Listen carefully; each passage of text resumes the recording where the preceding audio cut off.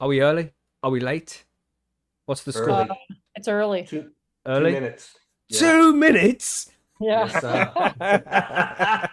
Not too Oh, early, here but we I go. think. 2 minutes. We'll work into this smoothly, everybody. Margie's just been ranting. She went off on a Madden for the last 10 minutes. She's just been going crazy. So we haven't had time to organise things. That's what it is. That's all it is. It's Margie's fault. That's right. It was my fault this week. Yes. Good. I'm just writing everybody's name down because we have to take extra care of writing people's names down over the next few weeks. Spoiler alert. We'll talk about that later. I want to make sure that I don't miss anybody. I'm trying to back you up just so we'll have a second record here, you know? Oh, cool. You're writing some down as well. I'm trying. So, yeah, make sure you say hello in the chat, everybody. Make sure you say hello. Super easy if you tag us, because then we get this nice, really little red message that pops up, and we get to say, "Oh yeah, I got you down on my list." Genius. Right, I don't know. I've written down loads of people so far. I don't think I've missed anybody, but we'll read them out in a little bit. There's Time Warner. Here we go. We haven't officially started the show yet, everybody, so the professionalism hasn't switched on yet. Oh, that's all right. We're as professional. We're about as professional as it gets right now. You know what I mean? That's right. That's right. Oh, John Finnegan. I miss John. Make sure we get John in there. He's here every week. Now I've got to decide what I want to smoke for this show because I haven't even committed yet. How's that? Yeah, I don't even have anything today, which is a bit shit.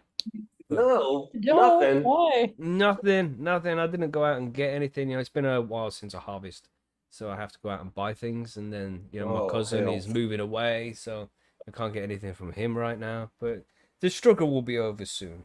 Don't worry let me about me. Grab this through the Zoom screen and smoke this. Oh, sweet. Yeah. It's delicious. Delicious. Yeah.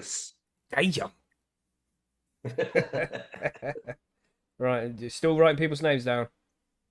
There's still lots of people pouring in. Welcome, everybody. Oh, there's Marvus. Haven't seen you for a while, Marvus. Hope you're all good, mate. There's Jareth. There's Margie. Margie's in the chat. Yes, it feels like it's been a long week. It feels like it's been a couple of weeks since we actually did a live stream, but that's because we didn't have any interviews this week, did we, Matthew? No, we didn't, and that was weird. Yeah, it was, yeah. But we got lots of interviews next week, which we'll be discussing when we get to the news and events section. Now, we didn't have an interview, but we did give away something on Tuesday. We came online, and it was basically just a session to give away a prize. Oh, yeah. But and then we ranted. Yeah, it was a good rant. If you showed up for that stream, you got a real good monkey rant. Mm-hmm. Really good one. Yes. Yeah, but what did we give away, Monkey? We gave away a Solo 2 vaporizer, and it went to Corny Tokens. Very nice. Very nice. Have you heard from Corny? I have. Cool. The problem for us Americans always is European addresses always freak us out because there's way more information on a European address than there is on an American address. Mm-hmm. And so you give us all these different names and we don't know where to put them. So it only took 3 days to finally figure out how to fill out the customs form, right? So we can give him his prize. But it has been shipped and I have sent him a confirmation number on shipment. So yes. Nice.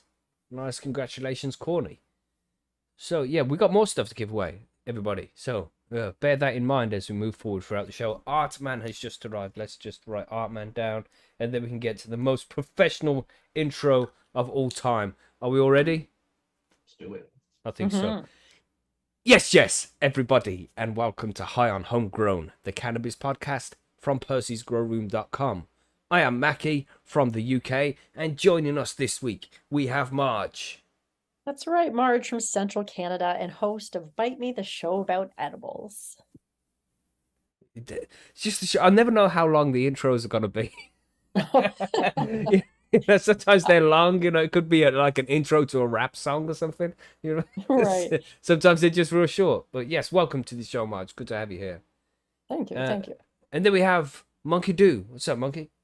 Not much, man. Monkey down here in the southeast U.S. The weather's not too bad today. We've been actually getting a little bit cooler, so we're actually more like the rest of the world now, not blazing like Australia does in Outback, So nice. Been thoroughly enjoying that, though. Here in the UK, the rain has started, and I think it's officially autumn now. I mean, it's not officially, But it might as Dude. well be. It's getting colder. It's getting rainier. It's just like summer all over again.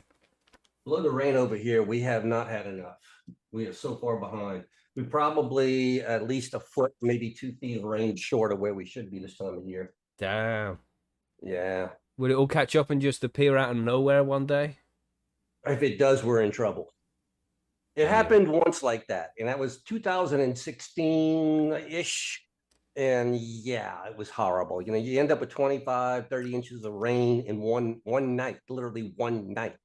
And Damn. shit happens. Shit happens bad. Yeah. What about in Canada, Marge? When does your cold weather start to kick in? It's got to be some time around now. You got snow yet? Oh, no, thank God. It was actually really nice out today. It's like Sweet. early 20s, like, well, 20 degrees Celsius for those of you that know Celsius, which is quite lovely. It was a beautiful day, and it's supposed to stay pretty nice, but it'll start to get cold like sooner than I'd like to think. Snow Damn. probably November. Right. So still like Even- 6 weeks away from that. Yeah, like we're just going into fall now. Damn. It makes me feel sad, man. You know, to know that the chances of warm weather here in the UK have gone for about 8 months. It's really fucking shit, man. I can see why people will get second homes down in Spain and just move down there. Oh God, Fuck. yeah. I do understand that too. I don't know, Day. man. One day. You live down in the warm where I live, you kind of like start really loving wintertime. I can always put more clothes on. That's the problem. You know, I can't take enough off.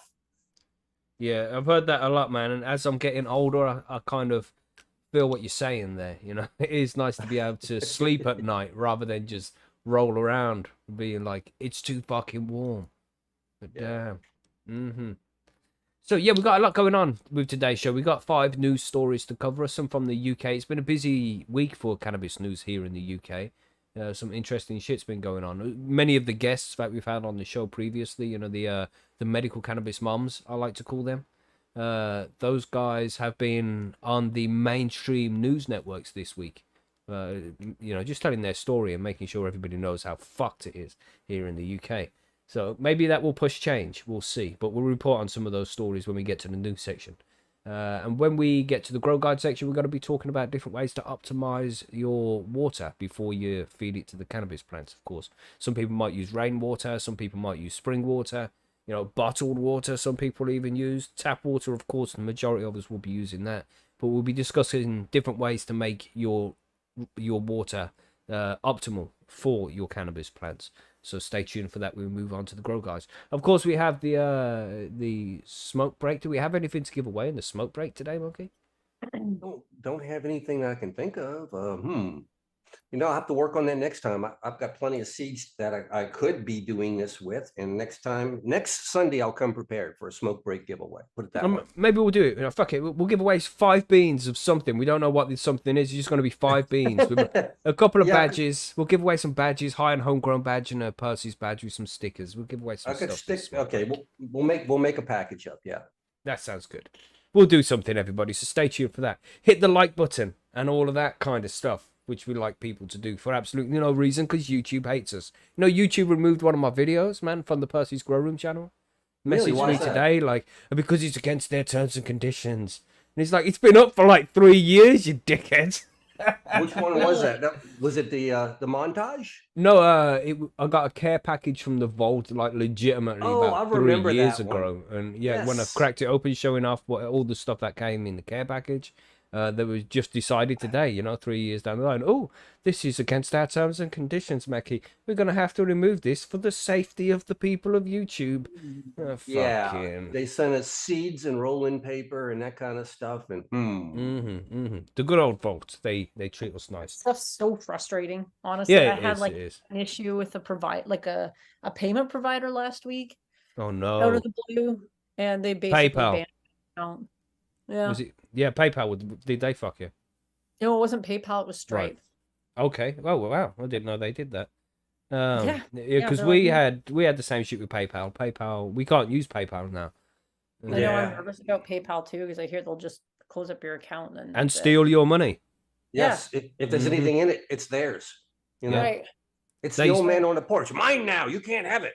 Yeah, Which they is essentially ridiculous. stole $500 from us. They just closed They the did. account. It was like, this is cannabis related. We're closing you down. Shut it down. Prevented my personal bank account from ever being related to PayPal again at any time ever in the future. It's like, well, fuck you too, man. Somebody needs to bring a class action lawsuit against them motherfuckers because they're Yeah, I thieves. would think like close the account, but allow you to transfer out whatever money. Mm-hmm. That's shady. That's definitely a shady practice. Well, I had that argument with them. I'm like, yo, let me take my money. Like, oh, sorry, read this. And I read this thing, and it was pretty much they were saying, if you don't fuck off and let us just keep that money, we will get our solicitors, our lawyers onto you, and they can charge you at least $2,500 for defamation of character against PayPal. It's like, what?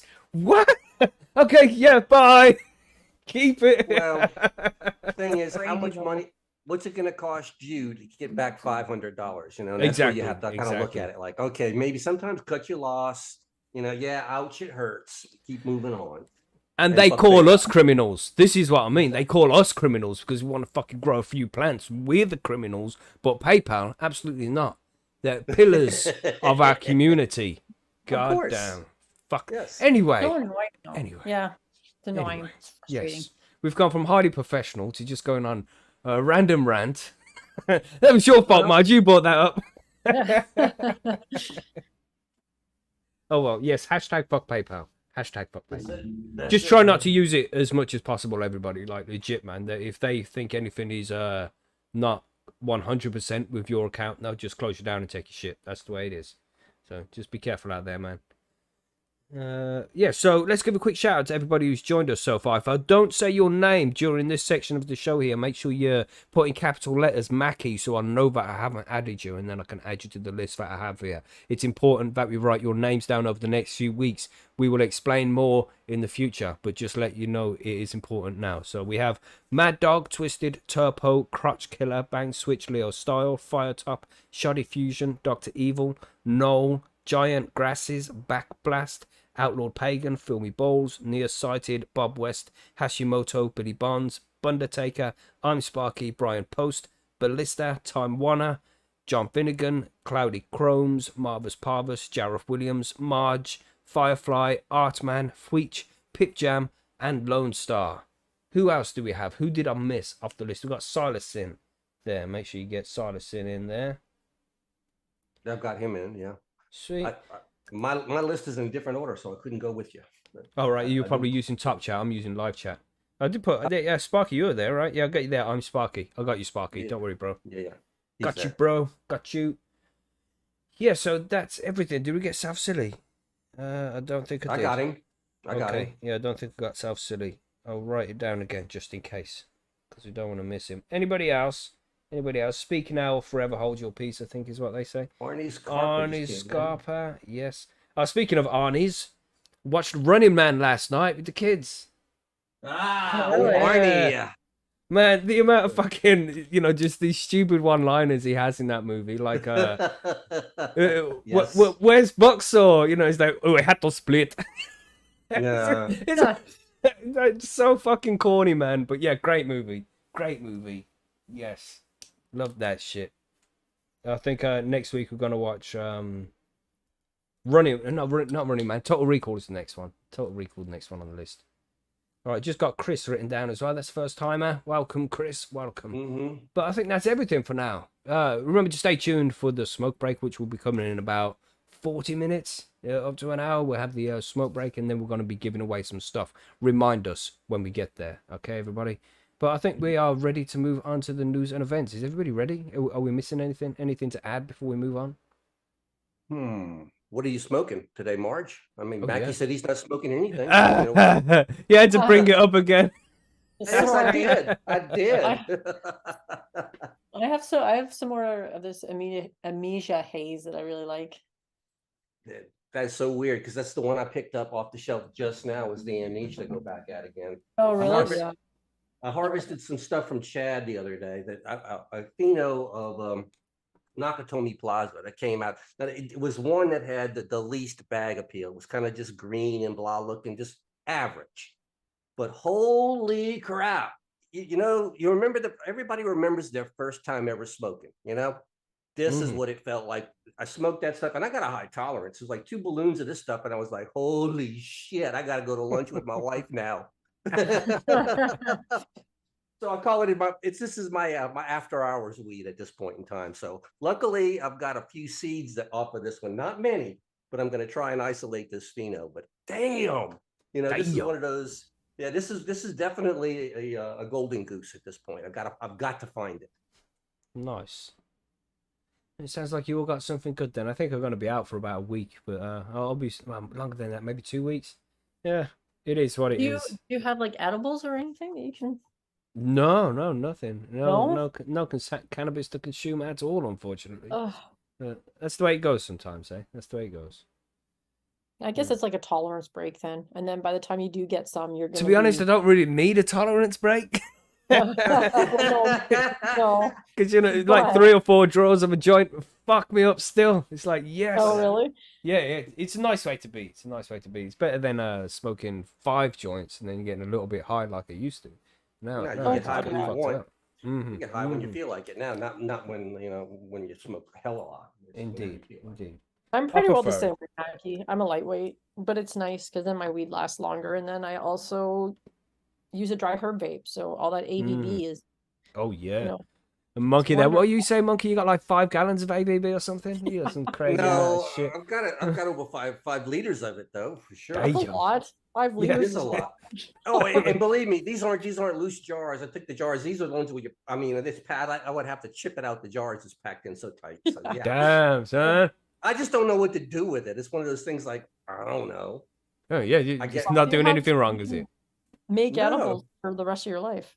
But I've got fresh bud in the back. I've got plenty of real bud. So why do I want to mess with that? That's what I keep telling myself. I got plenty of fresh bud. There's no shortage of the good stuff. So why do I want to use the leftovers for anything? So they just keep back there. They're in the jars back there in the cabinet, just stuck in all the way in the back, not doing anything. Well, Before we move on there, before Plants just said, I tried to microdose some acid earlier. Was not a micro. That's always the way it goes, man. You can't microdose acid, bro. And Billy Bonds explained to me, because you get the paper and they put the drips on it, and one corner of the tab could be a lot more. It could have a lot more acid on it than the other corner. So if you've broken this up into quarters or something to try and get a smaller dose, it's like one corner could have the whole fucking dose on, essentially. So I have heard there's a workaround for that though.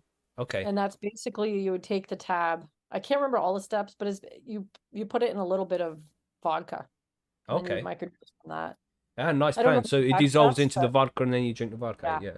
Because it's obvious, like you were saying, it's not necessarily evenly distributed on the little tab. So sometimes it's a gamble to do it that way. But still, full Plants.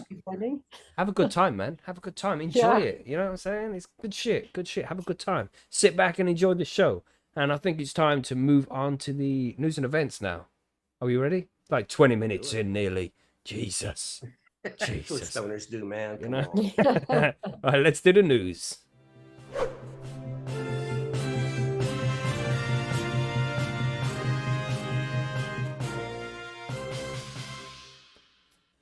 So we have 5 news stories from all around the world, but not Australia because we don't have Bubble Hawk back yet. And I think Bubble Hawk is going to be away next week, but I think he's back the week after, hopefully. I haven't heard anything of him at all. It's like he's gone out to the outback where there is no internet. Back to the 1970s for Bubble Hawk, I think. But let's just hope the weed isn't 70s. That's it, yeah. He's out in the middle of nowhere. That's right, man. But he'll be back soon, everybody. Don't panic. But we'll get on to the news and events here this week. I mean, we've got quite a few news stories to cover. Monkey, do you want to go first with your one regarding the Schedule 3? You want to go straight in there, and then we can move on with the medical-based stuff that we have here? It's kind of a long story, but this has actually been a lot of talk been going on about this since last week because everybody in the cannabis community is really doesn't know what to expect here. So yeah, the title of the article is "What Would Schedule 3 Mean for the Cannabis Industry?" Now, this is referring to the United States considering changing cannabis from a Schedule 1 to a Schedule 3 under the Controlled Substance Act. Okay. So last month, Bloomberg reported that it had obtained a letter from the Department of Health and Human Services recommending that the U.S. Drug Enforcement Agency reclassify cannabis from Schedule 1 of the Controlled Substance Act to Schedule 3. The report includes confirmation from a DEA spokesperson that the letter with the recommendation was received, but as of the writing of this article, the letter has not been made public. Now, we did give you a bit of what was leaked last week, but that hasn't been official yet. U.S. health officials urge moving pot to a lower risk tier, Bloomberg said on August 30th, 2023.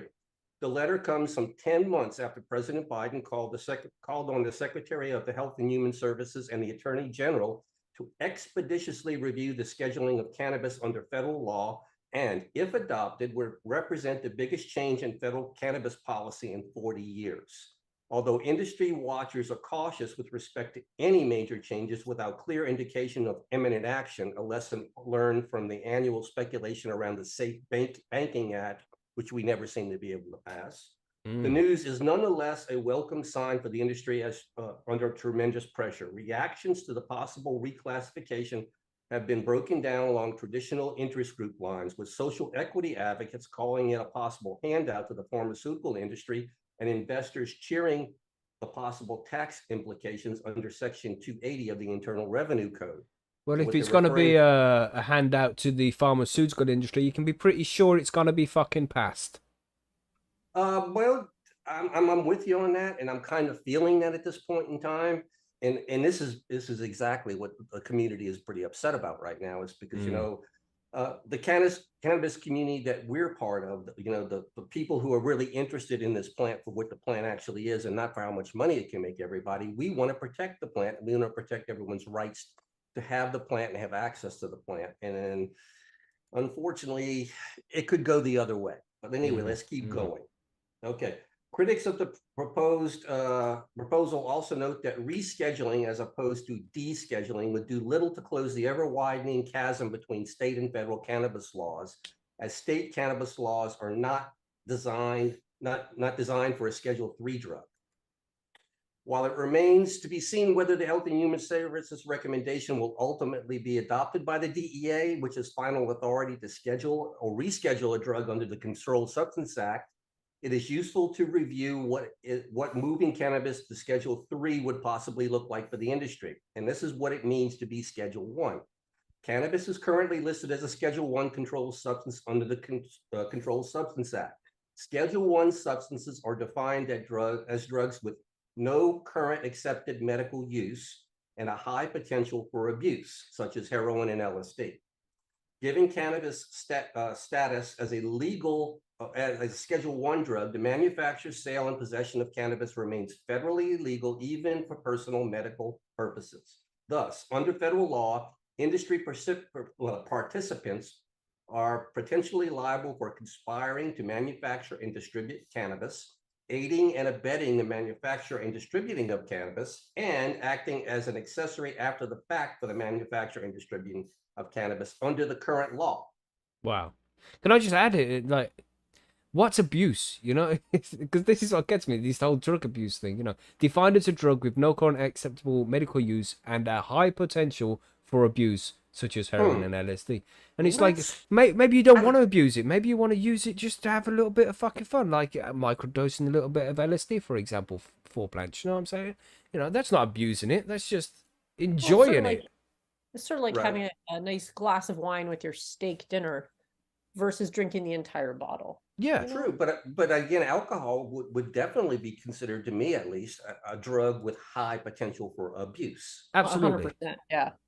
So I mean, I don't understand that right there in that statement. Just that it doesn't align with the rest of the country. You know, it's just stupid. I don't know. Okay. While an annual congressional budget rider, commonly known as now this is a rough one, Rohrabacher-Blumenauer Amendment, precludes the Department of Justice from using.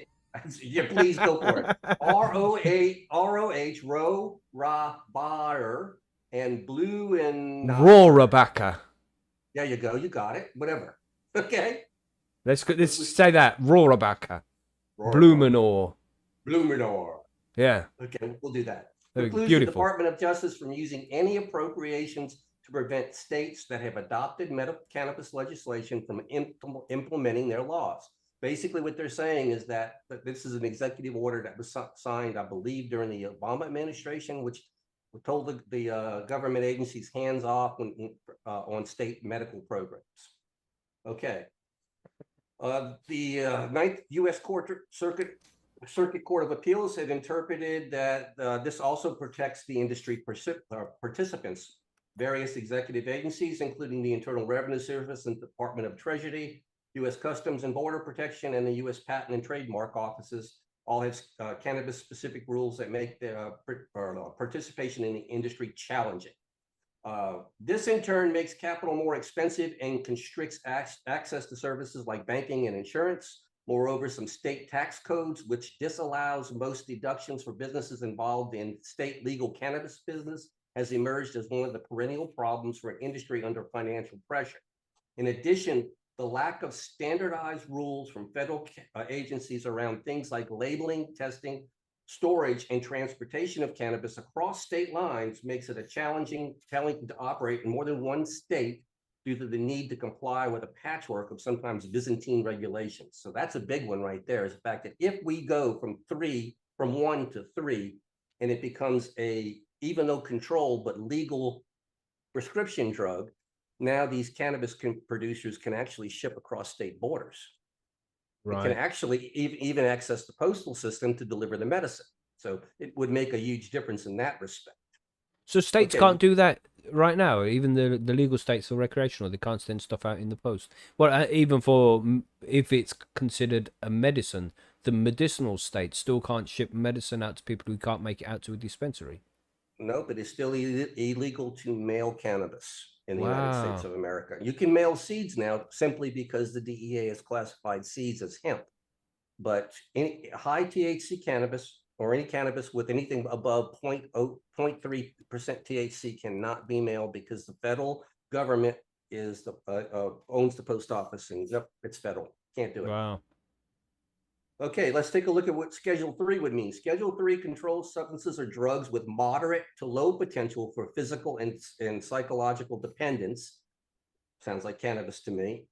In general, Schedule 3 drugs such as ketamine and Tylenol with codeine are FDA approved, uniformly regulated by the federal government, and are only legally available by prescription. What? Ketamine? They put that next to Tylenol? Tylenol is paracetamol. No. Tylenol with codeine. Okay, so this is Tylenol. We call this Tylenol 3 here.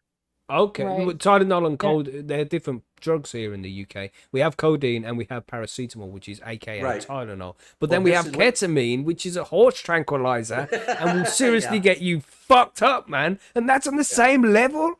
And that's level 3 and cannabis is level 1? Shit! Shit!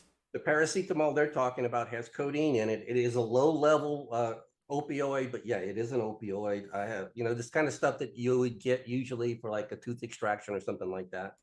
But anyway, while the critics of the Health and Human Services recommendation point out that rescheduling cannabis would not close the growing gap between state and federal cannabis policy, and that the vast majority of state legal adult use or recreational cannabis transaction would remain federally illegal, moving cannabis to Schedule 3 would nevertheless provide significant benefits to the industry. In particular, classifying cannabis as a Schedule 3 drug would mean that the sections of the tax code by which the terms apply only to controlled substances on Schedule 1 and Schedule 2 of the Controlled Substances Act no longer applied to cannabis businesses. Rescheduling would also open new avenues of research and medical uses, resulting in lighter criminal penalties for cannabis-related violations of the Controlled Substances Act. They would likely attract more investors, researchers, and entrepreneurs into the cannabis space. It remains to be seen whether it would also attract more financial institutions or other service providers for the industry, such as credit cards. Now, we all know that that's a problem. Mm-hmm.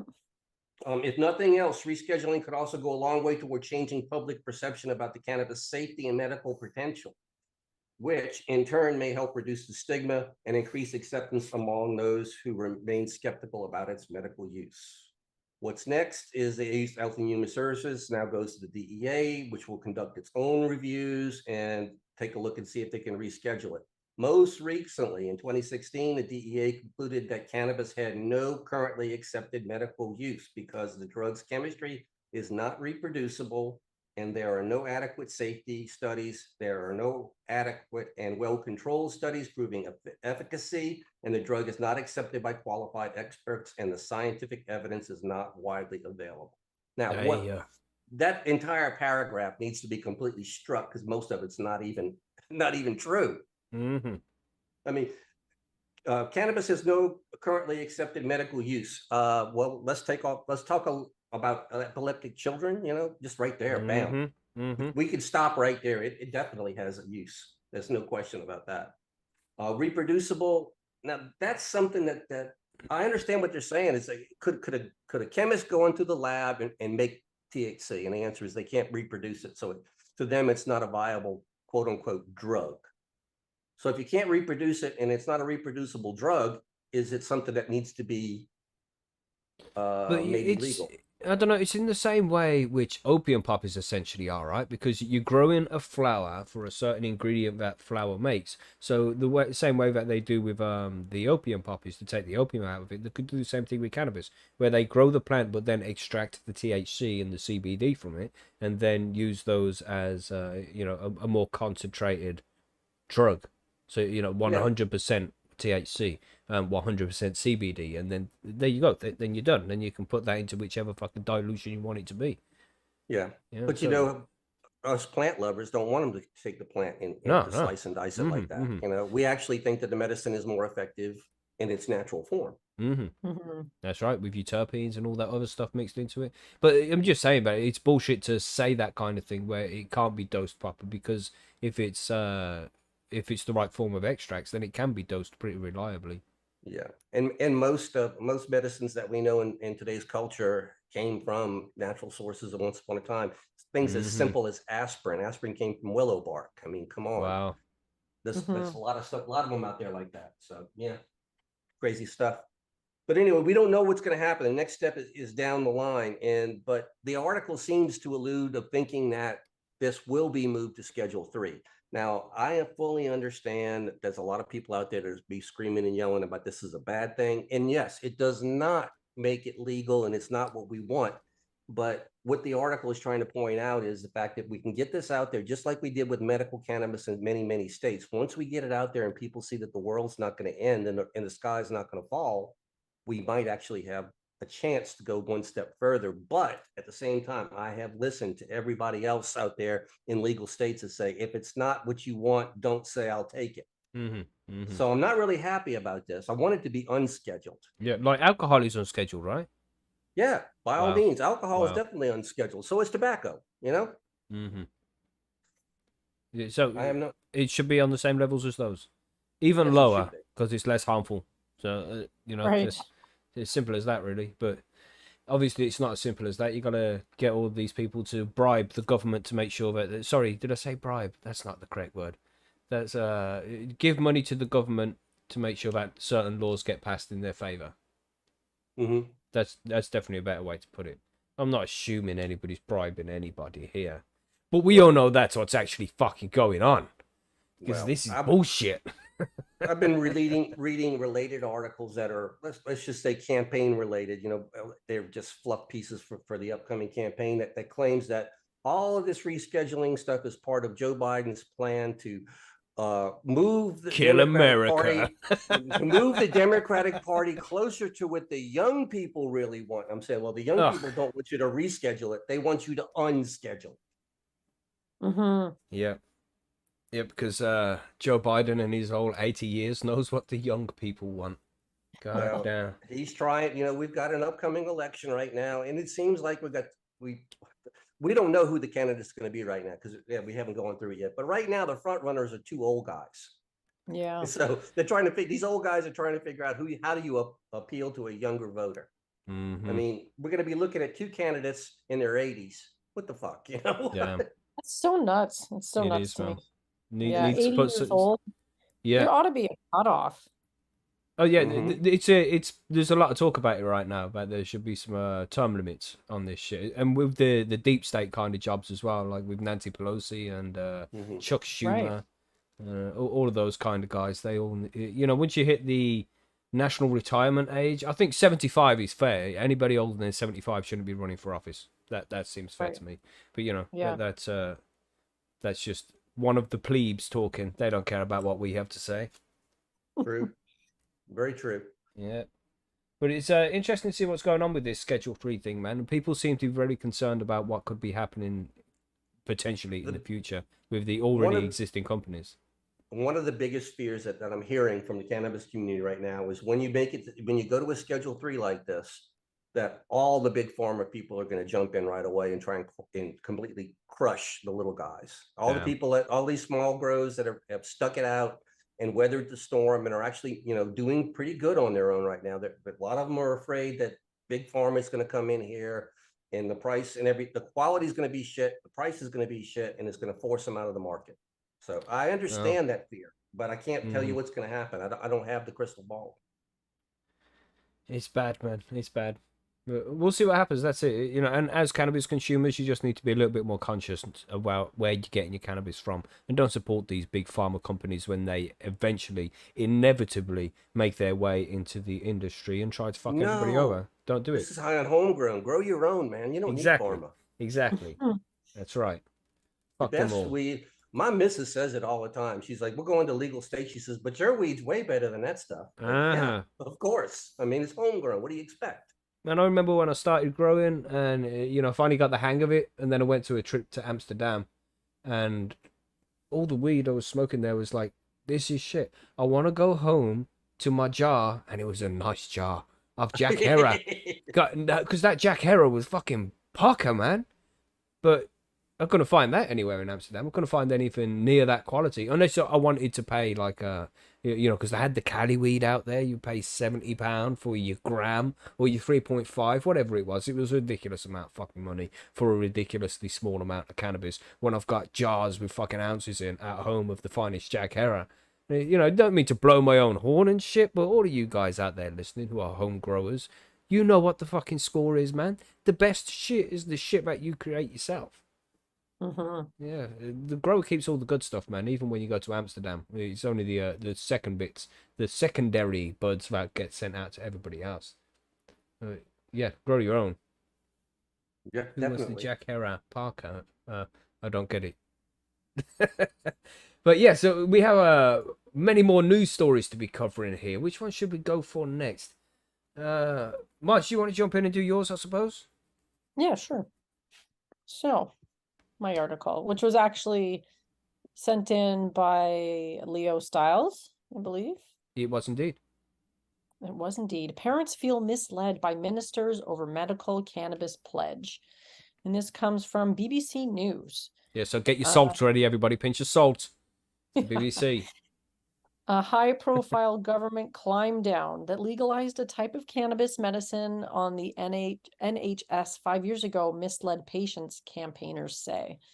It was thought the law change would mean the unlicensed drug, which treats a range of conditions, could be freely prescribed by specialist doctors.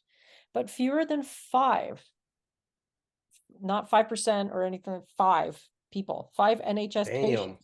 have been given the medicine, leaving others to either pay privately or miss out. The government says safety needs to be proven before a wider rollout. That's just, Legalization, it just, oh god, it pisses me off so fucking much, man. Safety needs to be proven. Are you fucking serious? as though there It's- aren't a gazillion studies out there right now already. Wow. And Proving there's other safety. things that they've released over the last couple of years, which we won't go into too much detail of, that they never proved were fucking safe before they started giving it to everybody and forcing people to fucking take it. But you know, we're just hoping that it is, everybody. God Well, damn, we've it's only so been smoking it frustrating. for 2,000 years now. So what the fuck, Yeah, you know, god damn. God damn. Legalization of whole cannabis medicine was hailed as a breakthrough for patients, giving either NHS or private specialist doctors the option to prescribe it if they believed their patients would benefit. Medical whole cannabis uses the entire cannabis plant, which includes the compound THC, the part which can make people feel high. But patients are being turned away, say campaigners, because doctors often do not know about the medicine, which is not on NHS trusts approved lists. Some specialists who do not know about it say there's insufficient evidence of the drug's safety and benefits to support prescribing. The drug would need to undergo medical trials before it could be officially licensed. But Wow. these are costly and complicated because many of the chemical compounds within the because of the many chemical compounds within the cannabis plant. Campaigners say trials of medicines containing whole plant cannabis, particularly with the aim of helping children, would be unethical, as some patients would have to come off essential medications to take a placebo. BBC has been told that when specialist doctors want to prescribe the unlicensed products, there is no simple way to get funding. They have to ask NHS England to make an exception to pay for individual cases, but they are almost always turned down. It is known that fewer than 5 have been approved. Licensed cannabis drugs do exist for specific conditions, but they do not use the whole plant. For example, one called Epidiolex contains another cannabis compound, CBD. It can be prescribed for epilepsy, but does not benefit patients across the spectrum of epilepsy disorders. What else? This article does go on for quite some time. I don't know if you want me to go through it all. It's actually a really long article. Yeah, it But is indeed. I mean, I think we have the gist of it, which is basically, they have this system in place where they said that specialist doctors could prescribe this medicine for people, but they make the process so onerous and the doctors really don't understand how to prescribe it properly, that only 5 people, which seems crazy to me, 5 people, Yeah. just 5. Like that number is ridiculous. Only 5 people have access to it, which I mean, I guess means that the medical system, anybody else would have to pay out of pocket, right? Yeah. And they say there's around 20,000 people right now in the UK who are legal prescribed medical cannabis users. So that leaves 19,995-ish who have to fucking pay for it. It's an absolute it's theft, man. It's ridiculous to expect people to do this. And you know, there's people who are going out there buying their flower, which is like 10 grams for £50. It's okay, you know, and some people can afford it, which is fine. But the real Right. problem is when you come to these children with intractable epilepsy, where their Yeah. parents have to pay thousands a month to get their kids medicine. And the stories we've heard in the past have been absolutely fucking shocking, like from Hannah Deacon, you know, and she's the lady who was just in the picture which you saw in the news article there, getting the medicine for her son Alfie. It was real expensive to start with, but he's one of the few people in the UK now who gets prescribed cannabis by the NHS. So it's essentially free. Maybe they have to, well, he's under 16, so that's going to be free medicine for him. That's the way it works here in the UK. Otherwise, you have to pay a small fee to get your prescription, but it's not a ridiculous amount of money. It's just Yeah, fucked up it's how things work here in the UK, man. And there's this headline here saying one parent is spending £1,600 for a 6-week supply, but they said one private patient is 13-year-old Jasper Salisbury Jones from Brixton in South London, who has a rare form of epilepsy. By the time he was 11, he was having 800 seizures a day, which sounds ridiculous, but that's where we got to 800. I can't even imagine what it'd be like as a parent to deal with that. But Yeah. the doctors did say we were out of options. So the expectation was that eventually a seizure would kill him. Jasper had tried 9 other medicines, had brain surgery, and an electrical implant was put in his chest, but nothing stopped his fits. Then he tried medical cannabis oil, and his mother says his seizures, which once dominated his life, now occur only every few days. And look at all So the from shit she had to go through. Well, her son had to go right, through, but her as a parent as well. And we've heard it and before. It's Billy Bonds with his son and you know, Billy and right, Caroline. I think their son had surgery where they separated both halves of his brain, the left and right, and then you wow, know, before even coming to cannabis. Surely it's so you'd invasive. try That's kind of cannabis before you surgery. chop somebody's fucking brain in half. You Surely. would think That's what you would anything that think, would yeah. prevent you from having to go under the knife, like surgery always seems to me like the last option. Cannabis shouldn't be the last option No. in that instance. You would think surgery would be the very last option. It's unbelievable, man. The procedures these people have to go through before they would even be considered for cannabis as a medicine And why is do they need absolutely all these ridiculous, man. quote unquote clinical trials when they can take all these parents with their children and be like, here's what happened. They were having 800 seizures a day and now they have one every couple of days. And this is what the difference maker was. Like, isn't that enough? Because they Honestly. have to do the whole placebo thing, and it's unethical. The answer is, Marge, Yes. yes, it is enough, but this gives them an excuse to stall and not have to spend money, you know, so. That's It right. doesn't They're seem cheaping to out. make They're sense. just I mean, cheaping out. And there you go, the Silas doctor, in the chat there. He says, "But the kid might get high." You know, and this is it. This is the shit we're dealing with, man. This is and you know, he said that jokingly. He didn't say it seriously. yeah. This Yeah, is you what we're dealing love it. with, man. It's like, come on, I'd rather have a fucking kid that's stoned than having 800 fucking seizures a day. You I government know cunts. what a nightmare that would be. Unreal. Yeah, I think Hey, And it he's going just to at also least be. shows, He's going to be functional at least if he's stoned. You know, if he's having seizures, he's locked up. I mean, it's right, crazy. right. It really is. And it sounds like most of these doctors have, like, it's not their fault. They just have no education either. I don't They know. just don't I know. think it's partly their fault, man. Go out and do some fucking research, doctors. Stop Right. being so Stop being so useless, man. You know, it's on them as well, and we can Well, easily pass it honestly, off as the government. Sorry, Marge. no, in my mind too, because these doctors take an oath when they become, a medical professional to do no harm, Hmm. and yet they're not incorporating cannabis into their education Hmm. in medical school when clearly it's been proven to help so many people in so many different circumstances that Well, Dr. Peter Greenspoon told us that when he was in medical school, and I think it's still going on now, they cover the endocannabinoid system for about an afternoon, just an Yeah, right, afternoon class on something that's so major. yeah. So, you know, Morning, they're just not afternoon, it's educated. nothing. Hmm. Mm-mm. right.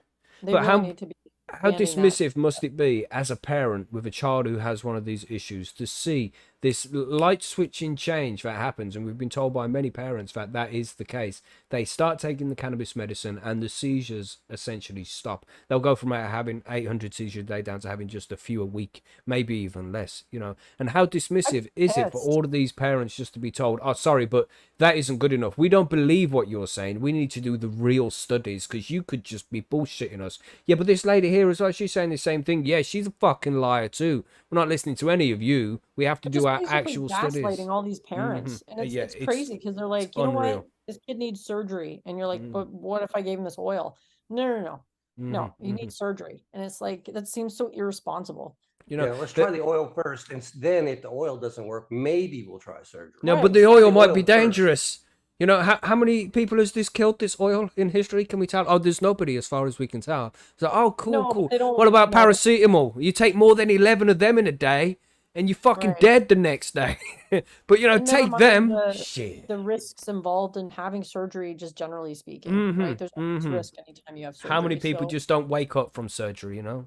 right. Or Many. complications or like a Mm-hmm. whole host of things that can happen. But Well, your that devil brain cannabis surgery, now. Fuck. one, you never really know what that knife's gonna do. You know, you cut something, and what Mm-hmm. everybody's different. You know, crazy. I don't get it. Makes me mad, man. Makes me mad. Makes me want to freak out and go on a long ass fucking rant about how we're being fucked over by all these people because it's all about money at the end of the day. These children and the patients, they're adults as well. Don't forget those, but you know, specifically the children, they're the important ones. They are the ones who are missing out, and it's all because of these crooked motherfuckers from the pharmaceutical company who just want to make a few extra billion on top of the extra fucking billions they've already made, man. And it's absolutely fucking disgusting. I don't know how these people sleep at night, and it Well, enrages me. we've Yeah. had medical professionals tell us that they think this stuff is about as dangerous as a cupcake. You know, come on, give me a break. Yeah, and there's more stories like this. We'll continue with another one here because there's one here from the UK again, and this is for you, Monkey. You want to cover this one? No, it's not from the UK. This is actually from the USA, isn't it? This Which one the is that second one? story Family? from Monkey here. Family fights for daughter to have access to her medical cannabis at school. Sure, this one came dropped on me. I really don't know much about it, but let's take a look. Says Sabrina and Tim Mathis say medical cannabis has been a game changer for their 9-year-old daughter, Crystal, who has autism spectrum disorder and epilepsy.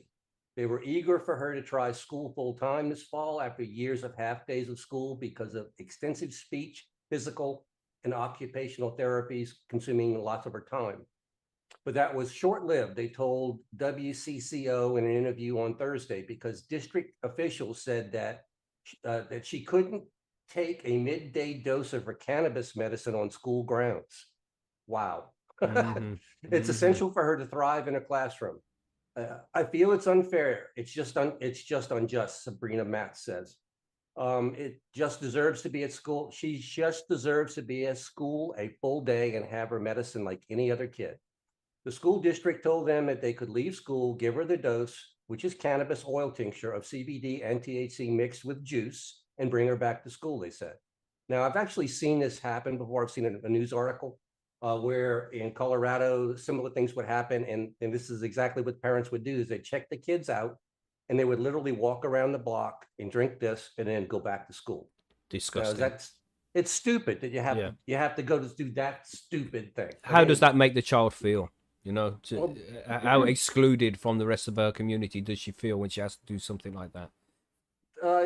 Well, that could be part of it. Yeah, I could see that. I mean, but still, I mean, she's still getting the medicine. It's like, oh, we can't allow you to take it here. What difference does it make where you take the medicine? You know what I'm Pretend saying? it's a puberty blocker. It'll be fine.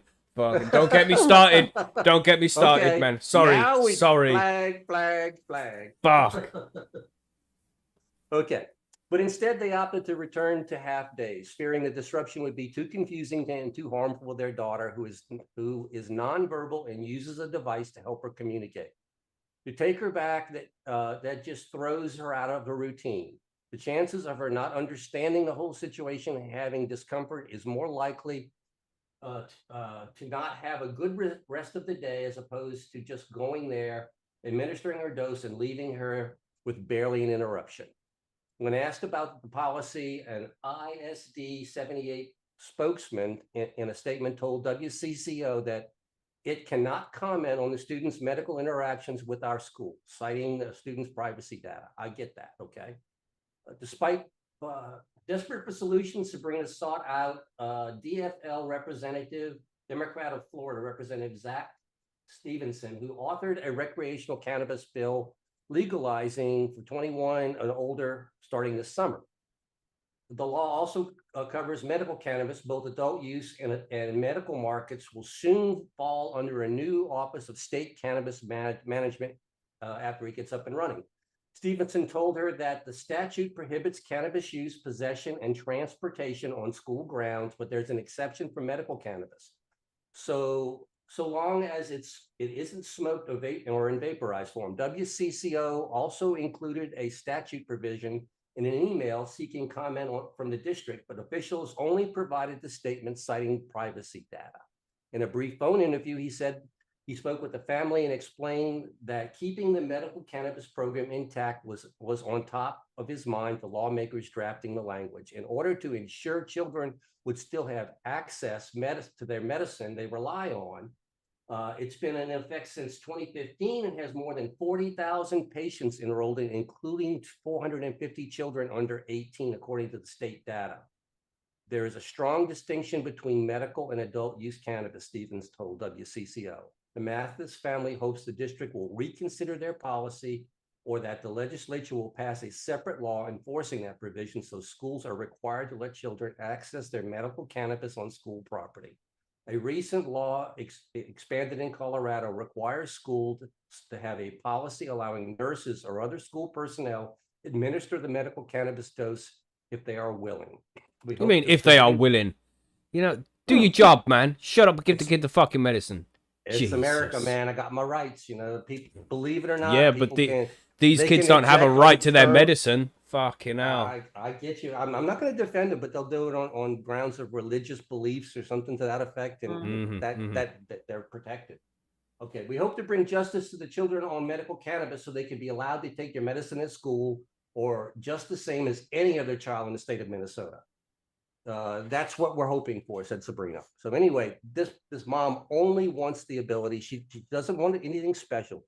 She just wants her autistic child to be able to go to the office and take her medicine and go back to class. That is not a lot to ask at all. No, it's not. My God. I'm just sitting here like, don't freak out. Don't freak out. It pisses me off too much, man. The injustice is so fucking shocking. How can they treat people this way, man? How can they treat children this way? It's absolutely disgusting. The war on drugs has stigmatized so many people that they honestly believe people will self-destruct if they use any cannabis in any form. Much, smoke it. My God, you're really gonna. Oh, you're crazy now. Sure. I know people like this that absolutely believe that this is a poison, and I don't know how do you change people like that. I can't say on YouTube.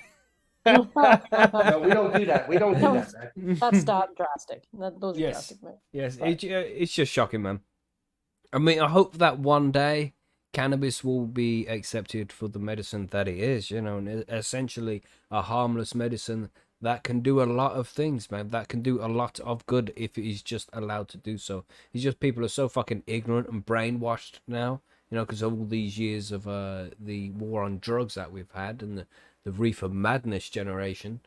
What else can you do, man? You just have to wait for these people to slowly leave society. Let's put it in a nice way.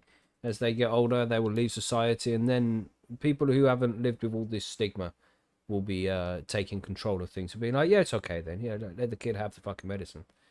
It's just gonna take time, but I think we'll get there eventually.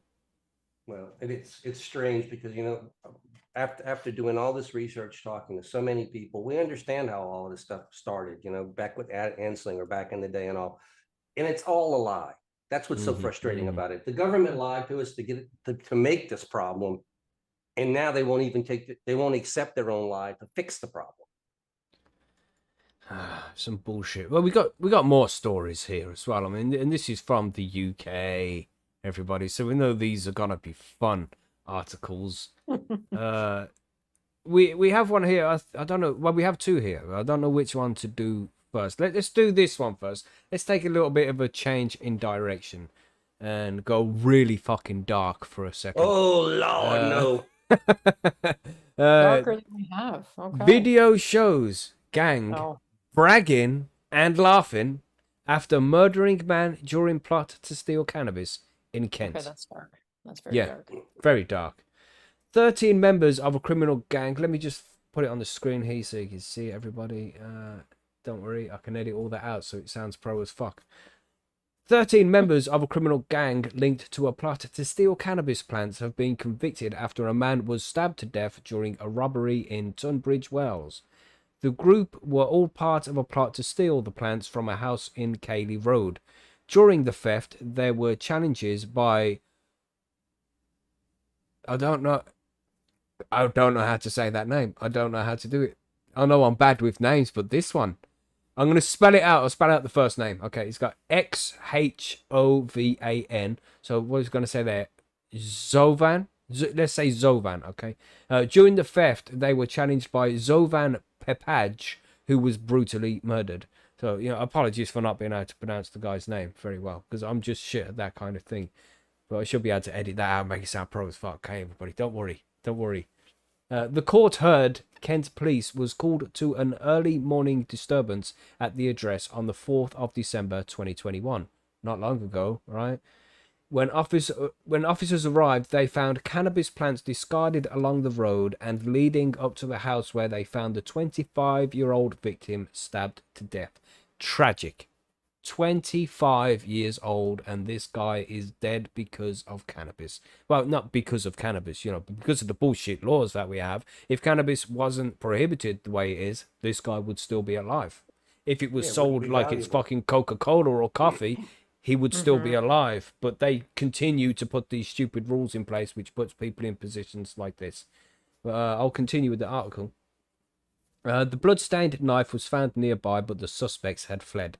Police have released a video which was filmed by the gang of them bragging and laughing about Zovan Pepaj had been stabbed to death. How cold have you got to be to laugh about that? You know, it's just, you're laughing about taking somebody's fucking life, man. That's the next level of brutality. It's just stupidness. Detective Superintendent Gavin Moss said the brutal murder of Mr. Pepaj was the result of a planned raid by an organised criminal gang who travelled to Tunbridge Wells from Essex in 3 vehicles to steal large quantities of cannabis. Things started to go wrong when associates of the victim arrived at the property, and this quickly escalated with tragic consequences. Kieran Stewart called 999 in fear of his life and was heard by the call handler shouting to a mocha to stab Mr. Pepaj. The victim was reportedly attacked with a knife and beaten and stood no chance of defending himself. So essentially this group of people had travelled from Essex to Tunbridge Wells to attack and steal the cannabis plants from this guy who was living at a certain address. And they did so, and then laughed about it when the guy was fucking dead at the end. So Detective Superintendent Moss also added, it says a lot about their mentality that as some of the offenders drove from the scene, they appeared oblivious to the fact someone had just been murdered and instead filmed themselves bragging and laughing about the drugs they had stolen. We have worked relentlessly to ensure every single offender involved in this incident has faced justice, and the lengthy prison sentences reflect the senseless loss of life and needless violence associated with the supply of drugs. Within 24 hours, 5 people were arrested by Kent and Essex police. A further 8 suspects were tracked down and detained over the following weeks. Due to the high number of defendants, the case was split into 2 trials at separate courts. Kieran Stewart, 20, Kevin Amoko, 18, Bartosz Malowski, 28, were each sentenced to life imprisonment for murder. Another 2 men, Nathan Rainford, 22, and Dante Simpson Palmer, 19, were jailed for manslaughter. Charles Riley, 28, Mohammed Maya, 26, were imprisoned for conspiracy to commit robbery. A further 6 men have been convicted for their roles in the robbery. They'll be sentenced on the 30th of October. So there we go. Let's just say thank you again to our government for keeping us safe by making cannabis illegal. When will this madness fucking end? There's only one thing that is going to stop this shit from happening, and it's not more police on the streets, and it's not more funding to the government to make sure that they have the resources to take down these criminal gangs. The only thing that is going to stop things like this from happening is proper regulation of cannabis. You need to legalize this shit and take it out of the hands of criminals, because whilst sorry, John distracted me there, buffering Mackie, right? Yeah, it's coming, John. But it's like, whilst it's illegal, this shit's just gonna carry on happening, man, over and over again. It's never going to change. It's just going to get worse and worse until we have proper regulation and legalization of cannabis in this country and any other country. If you want to stop the fucking gangs, take the cannabis out of the hands of the gangs and put it into properly regulated companies. You don't see this shit happening over fucking loaves of bread. Here's a Kingsmill loaf of bread, versus this brand loaf of bread. They're not trying to kill each other and steal shit off each other, are they? No, because they have to be legit. But that's not the case for criminals in the UK. You can just grow a fuckload of weed. You can do people trafficking from all over the world. You can have firearms.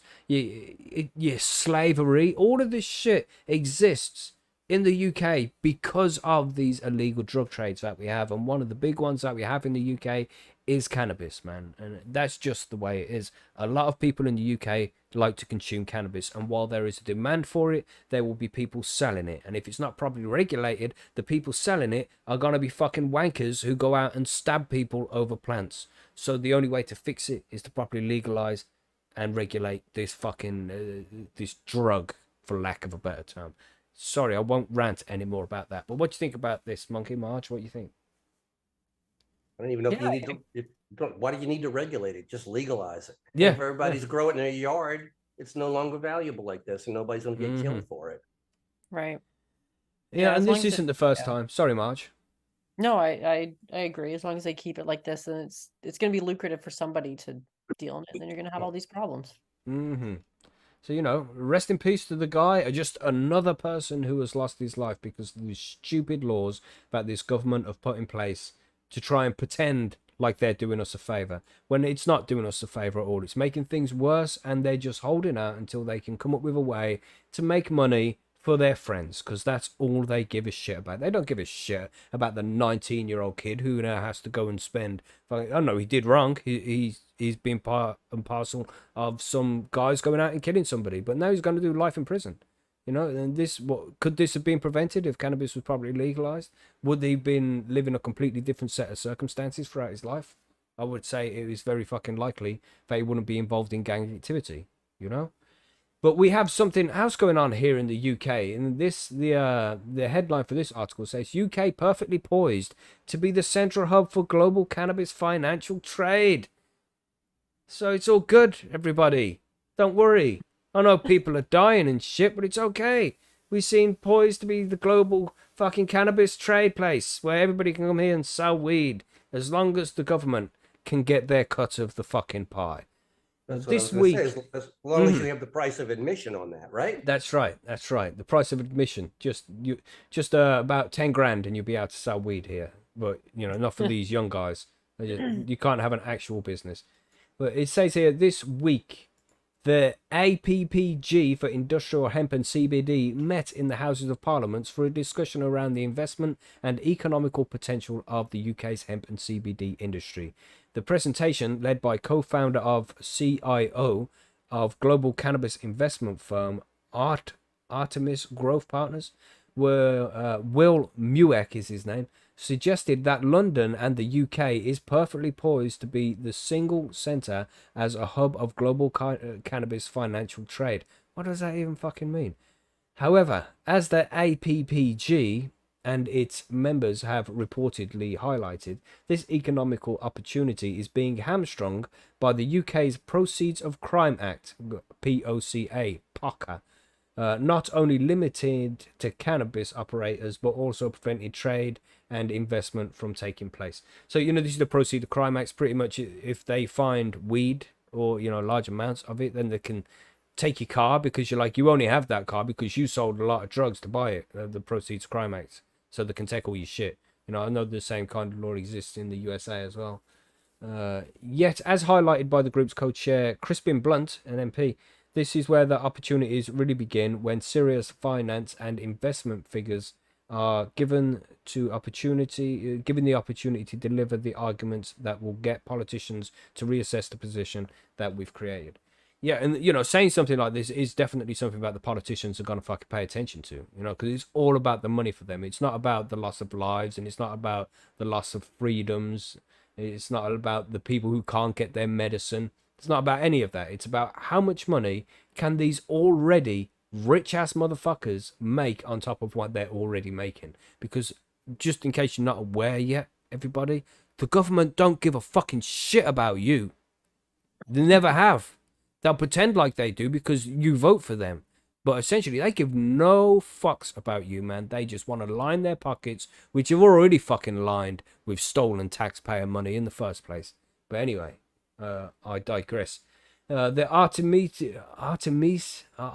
what is this fucking word? Artemis Growth Partners, according to Mr. Moak, now manages assets of just under $400 million across 5 different investment vehicles, covering 37 companies and all the legal jurisdictions that can likely think of for cannabis. This includes North America, Latin America, and the Caribbean, and now across various markets in Europe. While the investment focus early on had been on North America, Europe has emerged really as the next center for cannabis and the most attractive area to watch globally, Mr. Mueck told the group. He added the wealth creation opportunity for cannabis was in seeing it take place among peers of the pharmaceutical industry. I wonder what they want to get involved for. Alcohol and tobacco and consumer products, while highlighting the disruptive potential of hemp in so many different sectors. Mapping metrics from data on the US industry to the UK, he suggests that we are potentially looking at a market that has 700,000 jobs and an annual tax revenue of 5.5 billion. Let me just say those fucking numbers again, everybody, because it's pretty fucking big, man. Mapping metrics, blah, blah, blah. We are potentially looking at a market that has 700,000 jobs. 700,000 jobs in the UK. You know how bad the UK is suffering right now? We just had one of the biggest chains in the country, this Wilkinson's, which is, it's like £1. So you just go there to buy cheap everything. They've closed down. It's another business that have broken down here in the UK, and there's going to be more to follow. So people are needing jobs here in this country. 700,000 jobs. This country has about 65 million people in it. So that's a fucking 700,000 is a decent percentage of that to be added to the job sector of the market. 65 million people. That's everybody. That includes everybody under 18 and the pensioners. You take them guys out, you're looking what, 40 million. I mean, 40 million people, 700,000 jobs. That's a substantial amount of jobs for people to be getting involved with, man. It will change things for this country. And then the annual, that means every year, everybody. That's just not a one-off. That's annual. That's every fucking year. The tax revenue will be 5.5 billion pounds, man. 5.5 billion pounds. That's a Yeah, ridiculous that's so amount of much money. Right. What could this country be doing with that? We could fund the NHS properly again. I know the government doesn't want to do that. They will pretend that they do, but they don't really want to do that because they want it to fail so they can sell it off to their fucking friends. But we could definitely fund the NHS with that kind of money.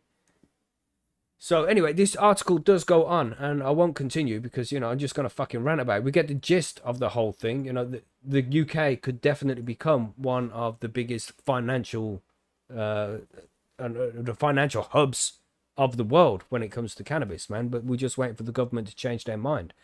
And the reason why they can't do it now is because we still have this Proceeds of Crime Act, when essentially cannabis is an illegal substance, and any money made from the production and sale of cannabis can be taken and given to the government, which they can do whatever they like with, like buying bombs and dropping it on people in countries we have nothing to do with. Just saying.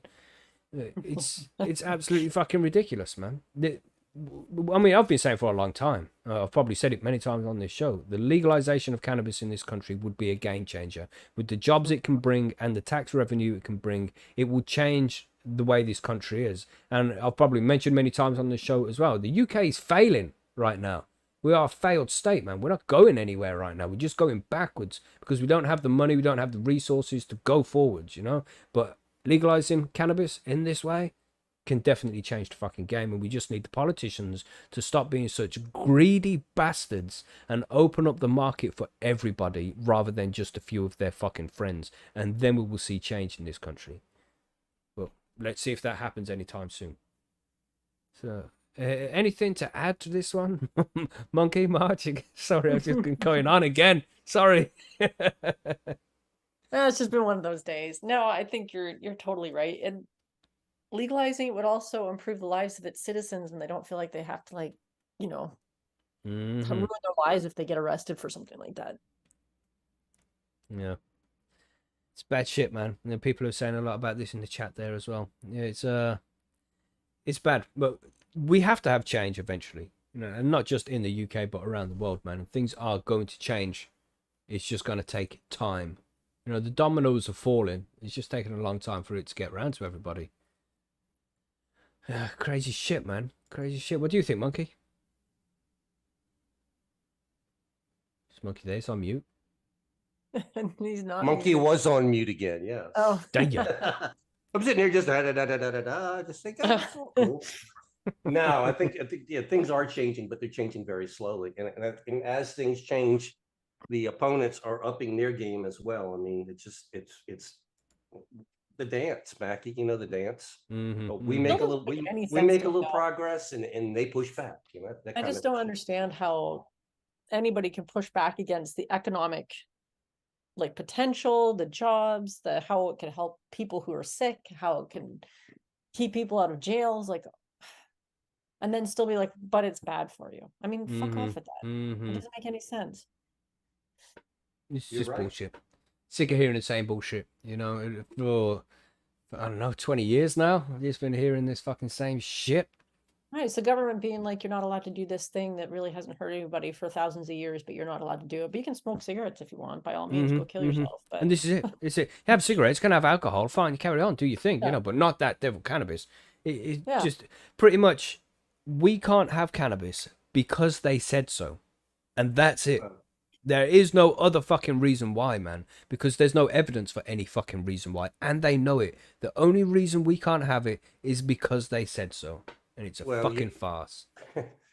You can put it that way if you'd like, but you know what I'm seeing here these days, like, okay, the article I did talking about the rescheduling, I didn't talk about there's a group of Republicans that are encouraging the DEA not to reschedule. It's, you know, they've penned letters and they're trying to go the opposite direction.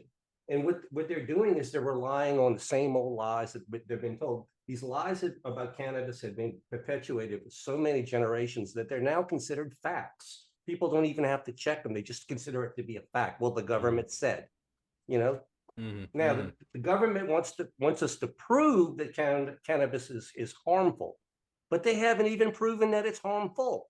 They You know, just said so.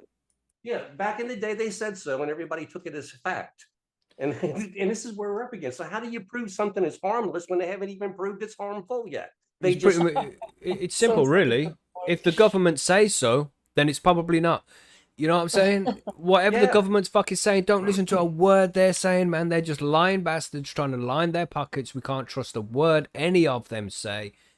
Whatever they say, be skeptical and do your own fucking research on it. That's the way I see it, man. You can't Well, trust these motherfuckers. remember where this lie is being brought from. You mean, this is from Harry Anslinger, who swore that he turned into a bat and flew around the room after he took one puff off that marijuana cigarette. And I still want that weed. You know, how to Good find luck. that damn bad weed. Good Good luck luck. is right. But those are the kind of lies that we're told, and people believed them. And it's like anything else. When you pass it, the same lie gets passed down from generation to generation. You know, my parents told me this. Well, of course I'm going to believe my parents, you know, because their parents told them that. And we don't know if it's all true, but right now, society is basically looking at this thing, and we're trying to fight lies that are generations old. And you know, and those people won't back themselves up because, well, my mother said this, or my father said this, or the president said this, and that's the only evidence they have. So now they look at us and go like, well, prove it's not dangerous. Well, hell, problem is you ain't even proved that it is. You know, burden of proof is on you, motherfucker. Fix it. Exactly. You know? But anyway, yeah, so lots of news here, mainly medically based this week, you know, because there's still, there's loads of places out there that do have legal cannabis now, and people don't have to suffer as much as others do. But just know that there's still trouble out there, you know, people still have problems with the legality of cannabis. People are still getting killed over cannabis. People are still getting locked up for a long time. People still can't get access to their essentially harmless cannabis medicines, and even in places where it is legalized, there's kids who can't have it at school. So the fucking war is far from over, everybody. You know, don't chill out just yet. Don't blaze one up and think that everything is all good just yet. There's still a lot of work to be done, man. So just hold on to your hats and get stuck in if you can. Well, to all you people out there who may not be on our side and think that cannabis is dangerous, I encourage fuck you. No, fuck please, them. no, fuck please travel, go somewhere where it's legal, and you'll see that the world is not falling apart. God damn. You know, it's just part of life where it's legal. People just accept it as normal. Yeah. Yeah, the world. Yeah, you're right. The nothing major happened once Canada legalized. Nothing changed really, except now when you go to places like Toronto, you smell a lot of weed around. But you know. Yeah, well, I mean, you used to smell cigarette smoke back in the day. Now it's weed. So yeah, it is what it is. Yeah. And I don't mind that, so it doesn't bother me at all. But you know, I mean, that's other than that, it hasn't really been overly problematic, except I think people are just generally happier now. Yep. I did notice, you know, the first time we went to Colorado for cannabis tourism after it was recreationally legal, we just noticed that people were smiling a whole lot more there. Right. They're all high. That's what we said. Well, everybody, either they're very high or they're very happy that everybody else is high. One of the two. Right. Yeah. Because a lot of the high people are super chill, and then you don't get all the confrontation and stuff out in the world. So that would make everything better. If you bump to somebody on the street and they're high, they just like, oh man, I'm sorry. Did I get in your way? It's like, it's all cool. Yeah. Yeah. But anyway, yeah, so there's the news stories. We got any forum news to cover? You had some forum news to cover this week, Monkey? We did. We had Cloudy Chrome's 20 over at Percy's won his first Plant of the Month comp. And he's a relatively new member over at Percy's, you know, not brand new, but relatively new. And this was his first entry, and he won. Nice, man. Congratulations. And that was not an easy field. We had quite a few really nice plants in that comp. So yeah, congratulations, man. Nice, man. So yeah, if you got a nice plant you want to show off, then head over to percysgrowroom.com and enter it into the competition over there. And people vote, decide which plant they think is the nicest, and then the winner gets some nice bling on their forum account there. It's very cool. And the nice thing about Percy's is we're not going to cut you down. Everybody's welcome to enter and show their plants off, and that's fine with us. But we will vote and choose the one we like the best, but nobody gets cut down. If you grew it, by all means, show it off. Now, am I forever to be I assure you that the member is not no. Am I to be a forever new member. I assure you that my member is not new. That makes no sense to me. There, Silicon. He's talking about the the little stupid sticker underneath your name at the Percy's. You're a Percy grower. You're a new member, or you're a whatever. That has absolutely nothing to do with anything at Percy's. That's just a software feature. That's right. AI will change it when it sees fit, Silicon. All right, just deal with it, bro. Deal with it. Real promotions come from the admin mod team over at Percy's, so that's over the only one you have to worry about. We look at the color that your name is printed in, and that tells us where you are in the forum. That's right. And there might be some promotions coming up soon, so just bear with us a little, and we'll probably do for some soon, yeah. And then interviews. We have a pretty decent interview. I'm looking forward to this one on Tuesday. If you're a patron, you'll be able to watch this live with us. But we have Clackamas Coot coming to join us, and he's like the original soil guy, man. It's gonna be good to chat to him and pick his brains over some of this soil stuff. So if you're about on Tuesday at the usual show time, 9 p.m. UK time, 4 p.m. Eastern and 1 p.m. Pacific, if you're around and you're a Patreon, then come and join us for the interview. And if that's not enough to convince you to become a Patreon, then we also have a Patreon only competition this month where we're giving away a HLG Blackbird grow light, man. And this is a beast of a light. Beautiful for your 4x4. Sorry, Monkey. Exactly. That's a 4x4 a bloom light. That's a big old light. 600 watt. Yes. Beautiful.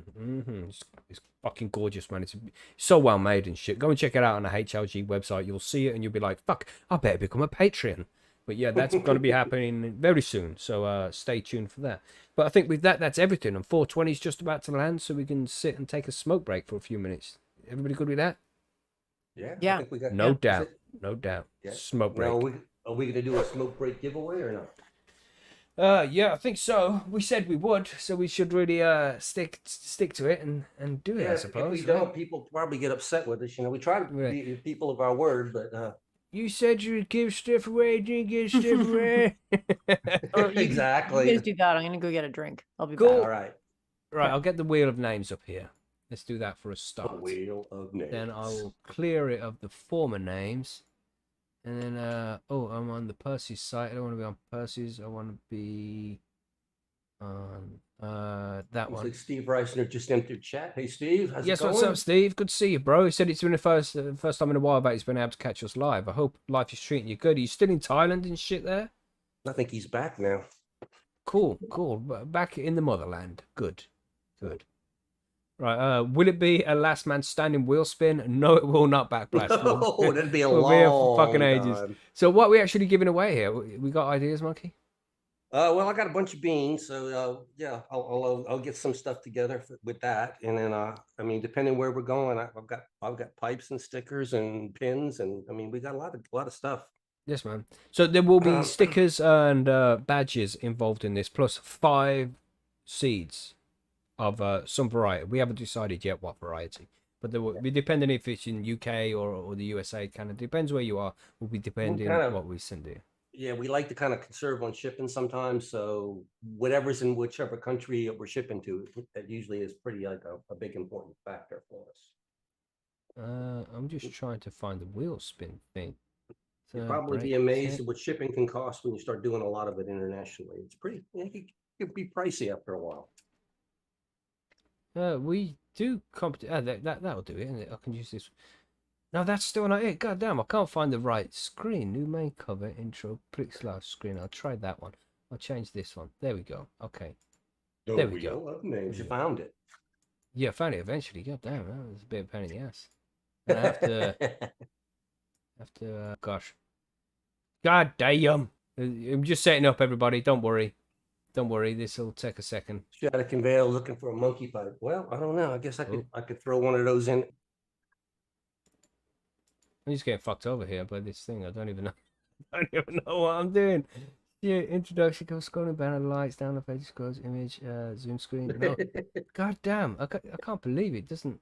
So professional for you there, Matthew. Yeah, well, I wasn't expected to do it, but now we're here doing the thing, and I can't believe we don't have a screen specifically for this from the oh, this is a pain in the ass. This is. I can't even see the thing that I'm supposed to be adjusting. Like, give me a second. Let me see what I can do here. God damn. Yeah, I'm just gonna add a new thing. Bear with me, everybody. Bear with me, everybody. Game capture, window capture, display capture. See, I just don't want to do anything that brings up the wrong window. You know what I mean? Because we have to try and stay anonymous at the same time. So I don't want to fucking... Yes, man. Yeah.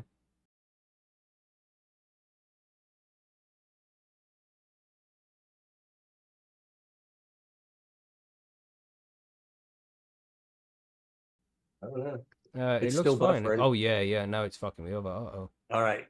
It's back on my side now. I don't know how Okay, many cool. frames we lost, but we lost something. 493 frames were lost.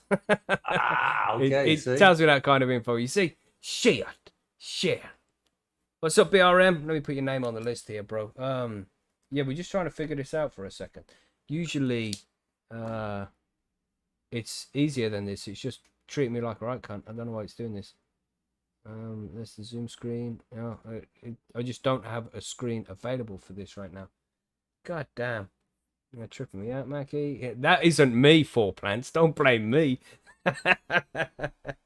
Oh, shit. Oh, so we still... It's good. It's back on. It's normal. I don't know why this isn't working for me. I don't know why it wants to be such pain in my ass. Now it might work. Let's see. Yes! Yes! You found something. Yeah, for some reason it's fucking working now. God damn. Okay, so here we are. We have the wheel, everybody. We have the wheel. Let's The wheel of names. The wheel of names. All right. Okay. Let's get some names on the list. What we're gonna say this time? What's everybody gonna enter? Let's say HOHG. Let's do that to enter. You want to draw a line in the chat, Monk? Is it done? Did you do it? Just gotta see the chat. Done. The line is here. Monkey has said the line is here, everybody. So now you put HOHG, and then we'll add your name to the list to win 5 beans, 2 badges, and some stickers, and a monkey pipe too. So nice bit of stuff there. The beans will depend on where you're coming from. You know, USA, Canada, UK, depends. HOHG, just kidding. Don't enter me. Right. I'll put you in, Monkey. You can be the first name. Right. As if. Right, then who got Monkey? You want to read these out to me while I... Yeah, I'll do my best. You know how it jumps on me sometimes, but I'm going to do backblast. Okay. See, and it jumped on me already, so I'm going to have to grab the stupid thing here. Backblast. Then we got Dr. Evil. Dr. Evil. Bob Carter. Bob Carter. What's up, Bob? Firefly. And Fire Top. And Fire Top. Okay. And then Fweech. Weech. Then Laurie Edelburn. Laurie, just put Laurie, yep. Laurie E, whatever, yeah. South Silly. South Silly. Then you have Jareth W. Jareth. Yep. Yeah. Oh, there you see, stupid thing jumped on me. God damn it. Well, I mean, it's the chat. There it is. Okay. Stop typing, everybody. Shit. No. It's my computer. I guarantee it. It's Undertaker. Yeah, got Undertaker. Yep. Bang Switch. Bang Shoddy Fusion. Shoddy Fusion. Outlawed Pagan. Outlawed Pagan. Mr. Budster. Bob West. Bob West. Yep. Arnie's Carpa. Arnie's Carpa. Yep. Marvis Parvis. Marvis. Yep. Sparky. Sparky. Bob Carter. We got Bob Carter in there already, all right? Did we have that Silicon. already? Got Bob West. No, yeah, Bob Carter's got him. Okay. Silicon. Yep. Okay. Outlawed Pagan. Yep, got him. Potentonics. I think we have Fire Top already. Yeah, I gave you Fire Top with Fire. Yeah, got Fire Top. Yeah. Twisted. What's up, bro? Cloudy Chromes. Fill Cloudy me bowls. Chromes. Fill me bowls. Giant grasses. Brian Post. Dags. What's up, Dags? Joy Dags. Benny Ben. What's up, bro? I think I gave you Brian Post already, didn't I? Yeah, we got Brian posting. Yeah. John Finnegan. John F. Somebody named Marge. Marge. Who's uh, that? That's the one I'm rooting for. Come on, Marge. Yes. Simba the Rottie. Simba the Rotty. Yeah. All right, where is it? I was up there. Up So there. everybody, we got 30 entries. No, so no, far. I've got more than that. But see, it jumps on me then. Okay. See, it did it again. There's Simba the Rottie, HOHG got it. Okay, Brian Post, you got Shattuck Vale. I think you may already have. No, don't have Shadowkin. Okay, 4 plants. Shadowkin, 4 plants. Yeah. Chilbert. Chilbert. BRM. BRM. It's my favorite gun on Black Ops. Mad Dog. Mad Dog. Bill Bushman. Bill Bushman. Yep. Chris. Chris, first time here. What's up, Chris? Y. Why? Yep. All right. So you got Chris, got Y, got Dad. No. Y. Where am I? That's all of them, I think. If I missed Right, you, so- type now. Because Right, I'll sort these out in alphabetically my so we can see best. any duplicates that we possibly have. You can see them all on the screen as well, everybody. I'm going to read out your names. If you don't hear your name, then please let us know and we'll add you again.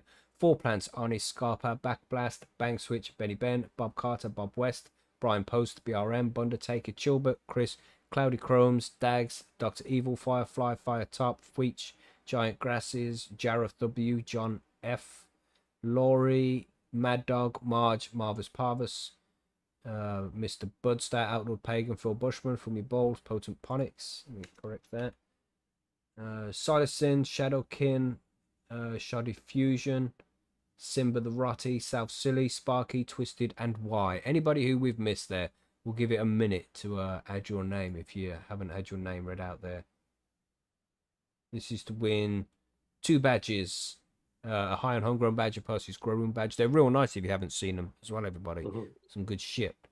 And some stickers and 5 beans. Yeah. Over here, we call those in the States probably lapel pins or hat pins, but yeah, badges, whatever you want to call them. But they are nice. Make it a nice addition to your collection for sure. Oh, yeah, and a monkey pipe, of course. Yes, and the monkey pipe. Yeah. I'm digging through pipes as I'm speaking, so in case it's on my side of the pond, I don't know what you got left on your side. I'll probably have to send some more over there. Nice. Skunk Ape has been added at the bottom there. Skunk Ape. Yes, we're good. I think we're good. You got what is that? Links Kirkwood at the very bottom there. I haven't heard that name before, and I'm not going to add you, unfortunately.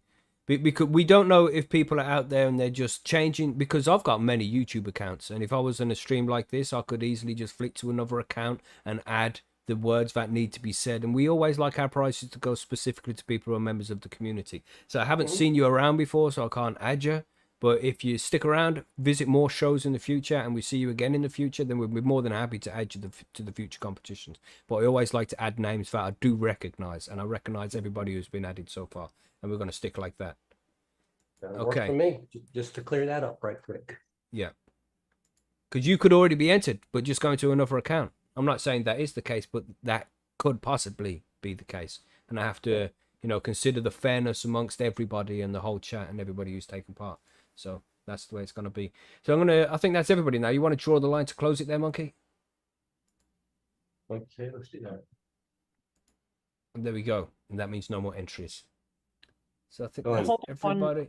Good luck to everybody. Good luck, everybody. Good luck. Especially me. It's how many people did we get entered there? Let me have a quick butchers.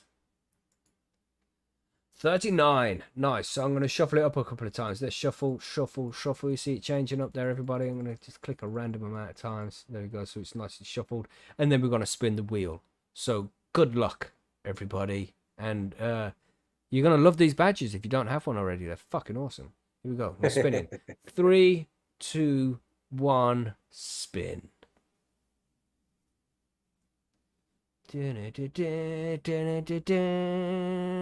Who's it gonna be? It's gonna be Bang Switch. Bang Switch. Nice. Get in touch, bro. Nice. Congratulations. He's a member over at Percy's as well, so you know what to do, bro. Drop us a message and we'll send you your stuff. I know exactly where he is. So yeah, hit me up, brother, and let me know what you need. There's a post up over at Percy's of all the beans that are available, and we'll get that out to you ASAP.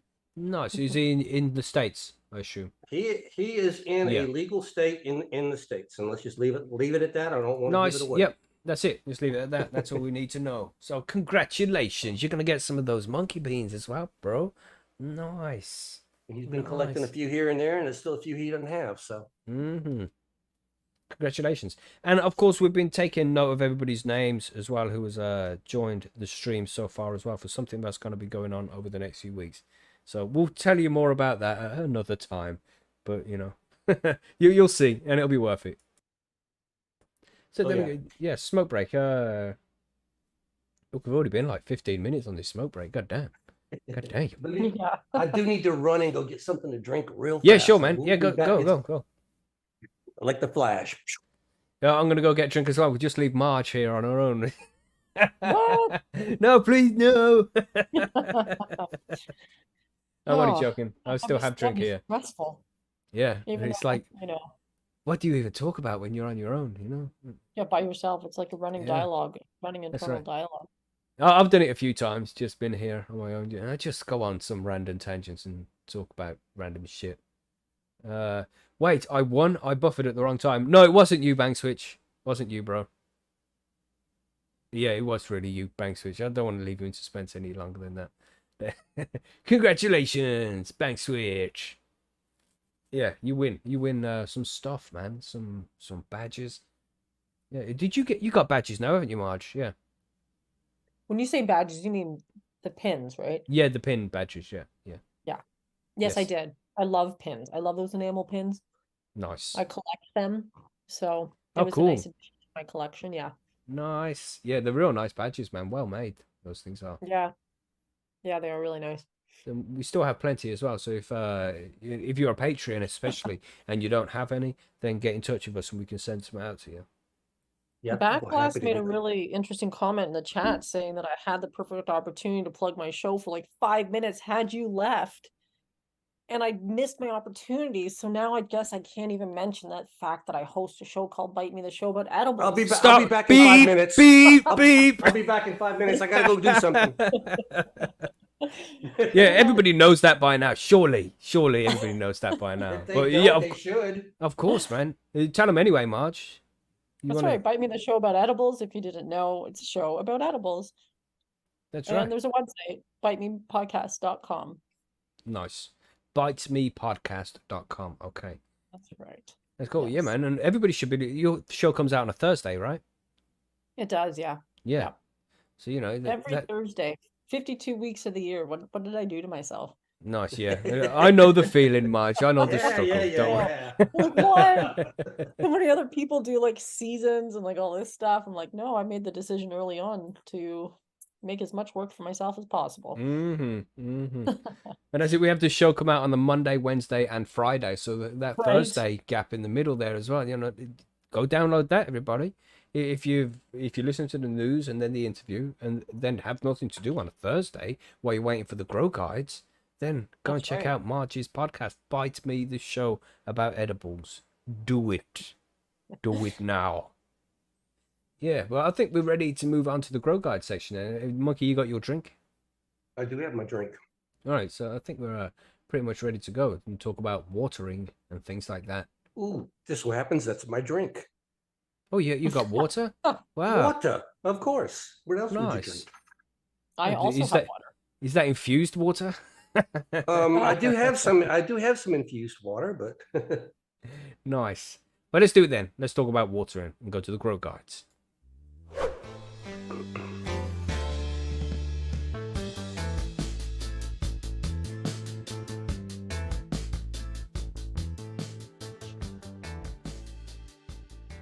So regardless of what medium you grow in, there's one thing that we all have in common, and that is our plants need water. You know what I'm saying, everybody? You know what I'm saying? yeah. No, so your plants might live in water constantly, but you know they still need water. So what we're going to discuss in this show is different ways which you can optimize the quality of the water you're giving your plants. You know, sometimes you can be giving them really low quality water with lots of other dissolved salts in there. You know, it's got a high EC as it's coming out the tap. Maybe you're feeding them dirty water from a river, or you know, there's lots of different ways you can get the water to your plants. And we just want to try and explain some good ways to get the best quality water to your plants, because they would appreciate the good shit. So that's what we're going to be talking about today. I mean, for me, I use tap water, and I'm not one of those guys who lets it sit or anything like that. I don't even check the temperature. It's like I run the hot tap and the cold tap at the same time for 6 jugs, and then I do 2 jugs of cold, and that leaves me at about 19 degrees Celsius. So I'm happy with that temperature for my plants. I'm not too crazy about it. You know, I don't put too much work into making the perfect water. But yeah, you know, it works for me. What do you use for your water, Marge? How do you get water to your plants? I get hand water right now. Do you And from the tap? I know it's probably bad, but yeah, I Yeah, do. that's just the way it goes. Oh, but you're a living soil grower too. Yeah. All right, Ooh. so that's going to be different than feeding from the tap, but we'll get to that a little bit later. What are you saying, Monkey? What do you use? Mostly, if I have it, it's rainwater, and if I don't have rainwater, then it's usually RO water. Right, And on rare occasion, well water, but that's for very specialized purposes, right. reasons for that. Okay, so with the well water specifically, do you get like bugs and Mhm. shit in that? What's the score with No, the well man. water? Well water is off of an ag well that we have on property, and it's got a real high EC on it, somewhere around resting EC of 0.8 or something like that. So it's, Wow. yeah, it's got a lot of calcium and stuff in it though there, but it's also about the same strength as my late flower newts. Damn. So it just happens to be a real good substitute when I go to flush my plants. If I use that well water, it's got a lot of calcium in it, so the plants won't suffer from that. But it's got almost no nutrients in it. And the Mm, plants, I don't usually balance the pH on it. I have, doesn't really seem to make much difference because the plant's only going to drink the water. It's not going to do much else. hmm. But I use the high EC well water for flushing, and that's the only time I'll use it. Right. Nice. Now, I Nice. have also known people that will use their high EC well water and add some of that back to RO water to give a little bit of calcium back into the water to recondition the water for cannabis. Hmm. So that's a good use for it sometimes too. So if you're talking about conditioning the water for cannabis plants, you may want to consider, if you have all those resources, adding a little well water back to your RO water and get some calcium. Nice.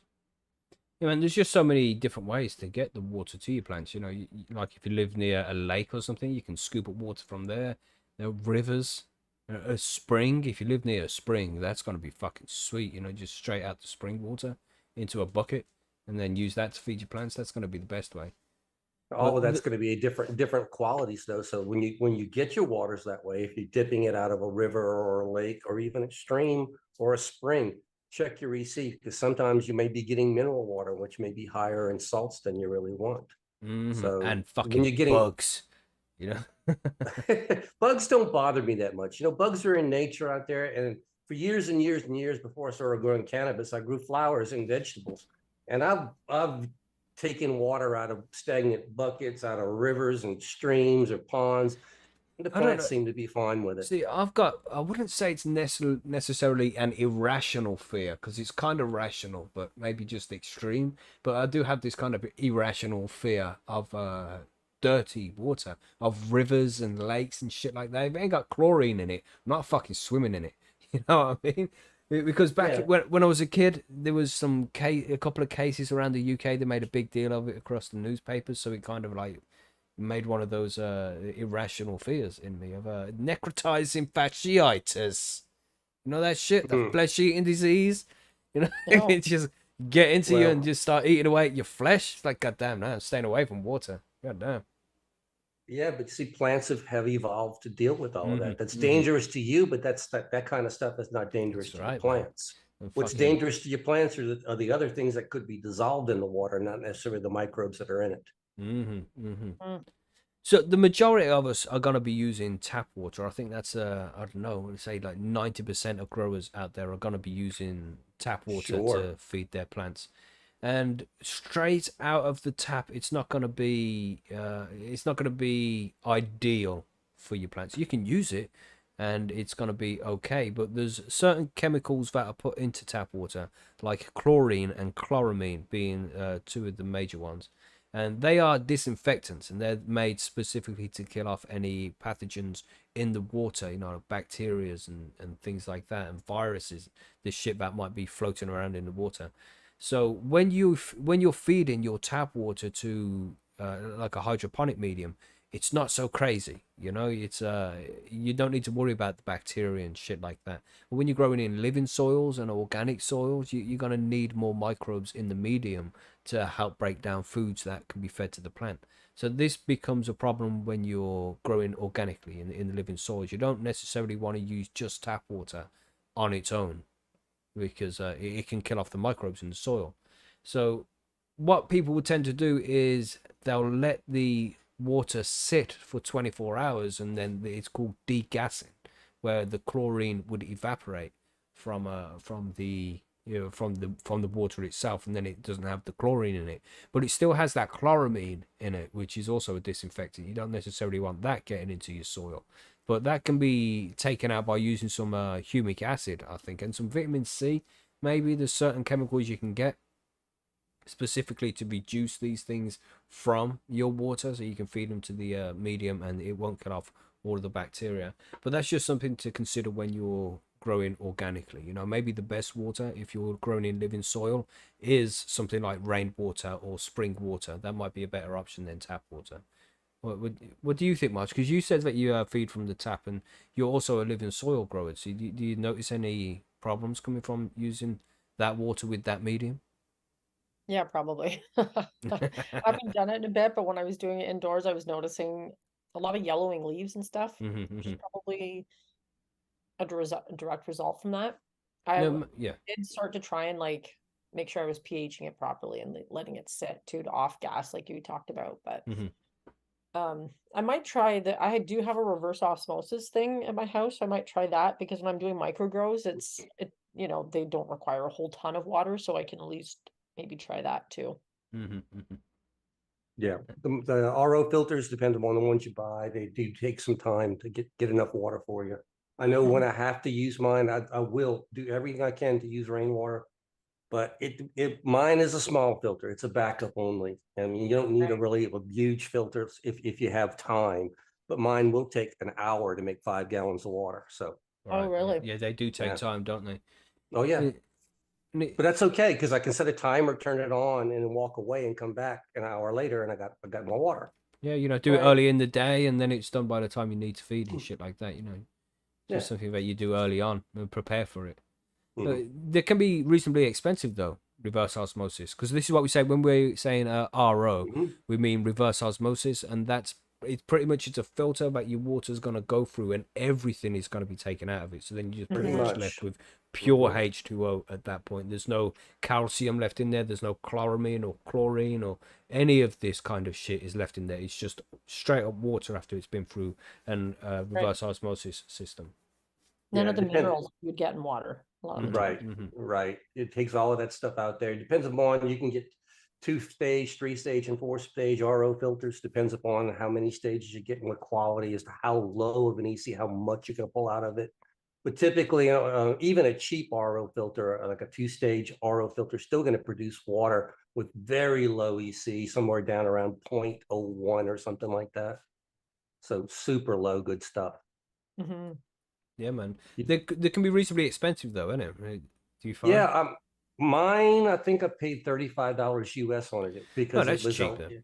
it is. It's a 2-stage, and I've only bought it for backup. I'm not going to use it every day.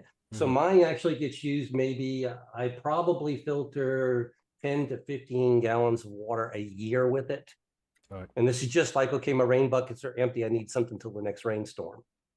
So in that phase, no, they don't have to be too expensive, and if you take care of them, you'll be okay. But yeah, to get a filter that's going to have a high volume, and something like a 3 or a 4-stage filter, you probably going to start around $50 US and go up from there. No, The one that isn't that bad. Like, we use it for a lot of drinking water. It's like a countertop one. But that's why it wouldn't be ideal for anybody who has like a tent full of cannabis plants. Like it works for me when if I'm going to use it for watering a few micros or something, it'd be great. But Yeah, if I'm going to use an RO filter, I'll filter my water into 5-gallon buckets, and I'll generally make like 15 gallons at a time during the day. And I'll just put the caps on the buckets, put them in the corner, and use them as I need to. But that way, I don't have to filter it out and wait for the water every day. It's already there. Yeah, man. And yeah, just, the one I have does it in about 15 minutes. Right. But it's not But 5 gallons either. It's a lot less right. than that. Yeah, But you know, when you talking about time consuming on micro grows, the water's already filtered. I don't have to wait for that.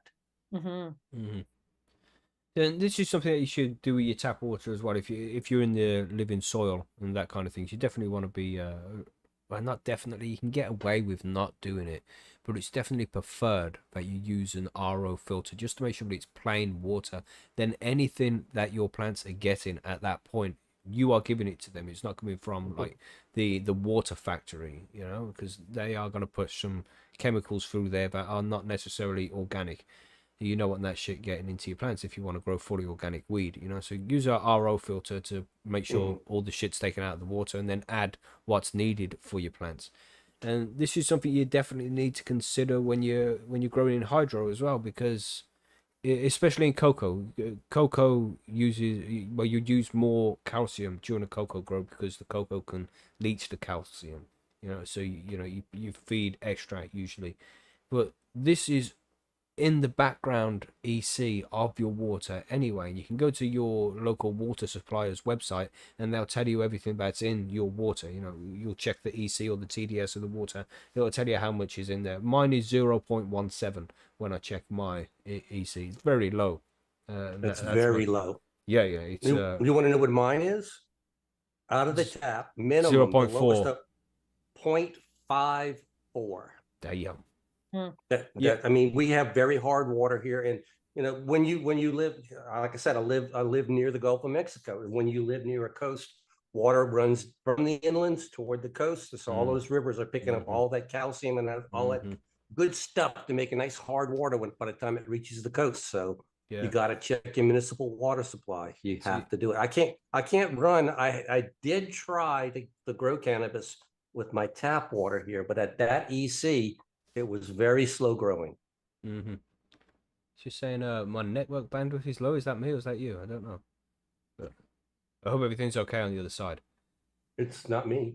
But no, it just said on the screen here to me. I think it was for me. It's anyway. You. It's all of a sudden my YouTube went to the picture has changed to different resolution. Up now it's back. Yeah. Yeah. God damn, this internet connection is fucking around recently. It's because I renewed the contract, the cheeky bastards. But anyway. That's the problem. But yeah, I'm pretty close to the water factory, so my water comes through the pipes. It doesn't have to come a long distance, so it picks up less. You know, and it's I get good fucking clean water, man. It's nice to have. Remember when we went to Barcelona when we was in Spain as Cannabis, and I tried the water from the tap there, and it was like drinking fucking swimming pool water. Like, what the fuck is this? About that, to me, that tasted totally normal because I'm used to living and being near coastal areas, and the water near coastal areas always seems to be harder. So yeah, to me it was like, yeah, this is no big deal. But I love it when I mean, I've done a lot of backpacking and stuff like that, and I absolutely love getting high up in the mountains and getting that water because my God, it tastes so much better than the stuff I have here at home. It's crazy, and it's just water. That's it. We said, you can go and get your RO filter, and that's going to take out loads of the stuff, and then your water won't have all of these chemicals in and stuff. But Brian Post just mentioned in the chat here, but he didn't like using RO water, and he went back to tap water with vitamin C. And the vitamin C is going to break down the chloramine and the chlorine and shit like that, and it's going to be a lot better for the plants straight away. And you can buy stuff from EcoFry. It comes with a little a squeezy dripper thing if you pet like. And they're not the only brand that's going to do that kind of thing. So if you want to look for something that's going to take this stuff out of your water before you feed it to your plants, just do a quick Google search. There's going to be loads of brands out there, something for, I don't know what you'd search for specifically. What would you Google for that? What would you think, Monkey? What would you Google? Dechlorination. Yeah, but would you put specifically for plants? Because I know you can get the stuff, because I have a turtle, and we use stuff called tap stave to get rid of all the shit that's not supposed to be in the water for the turtle.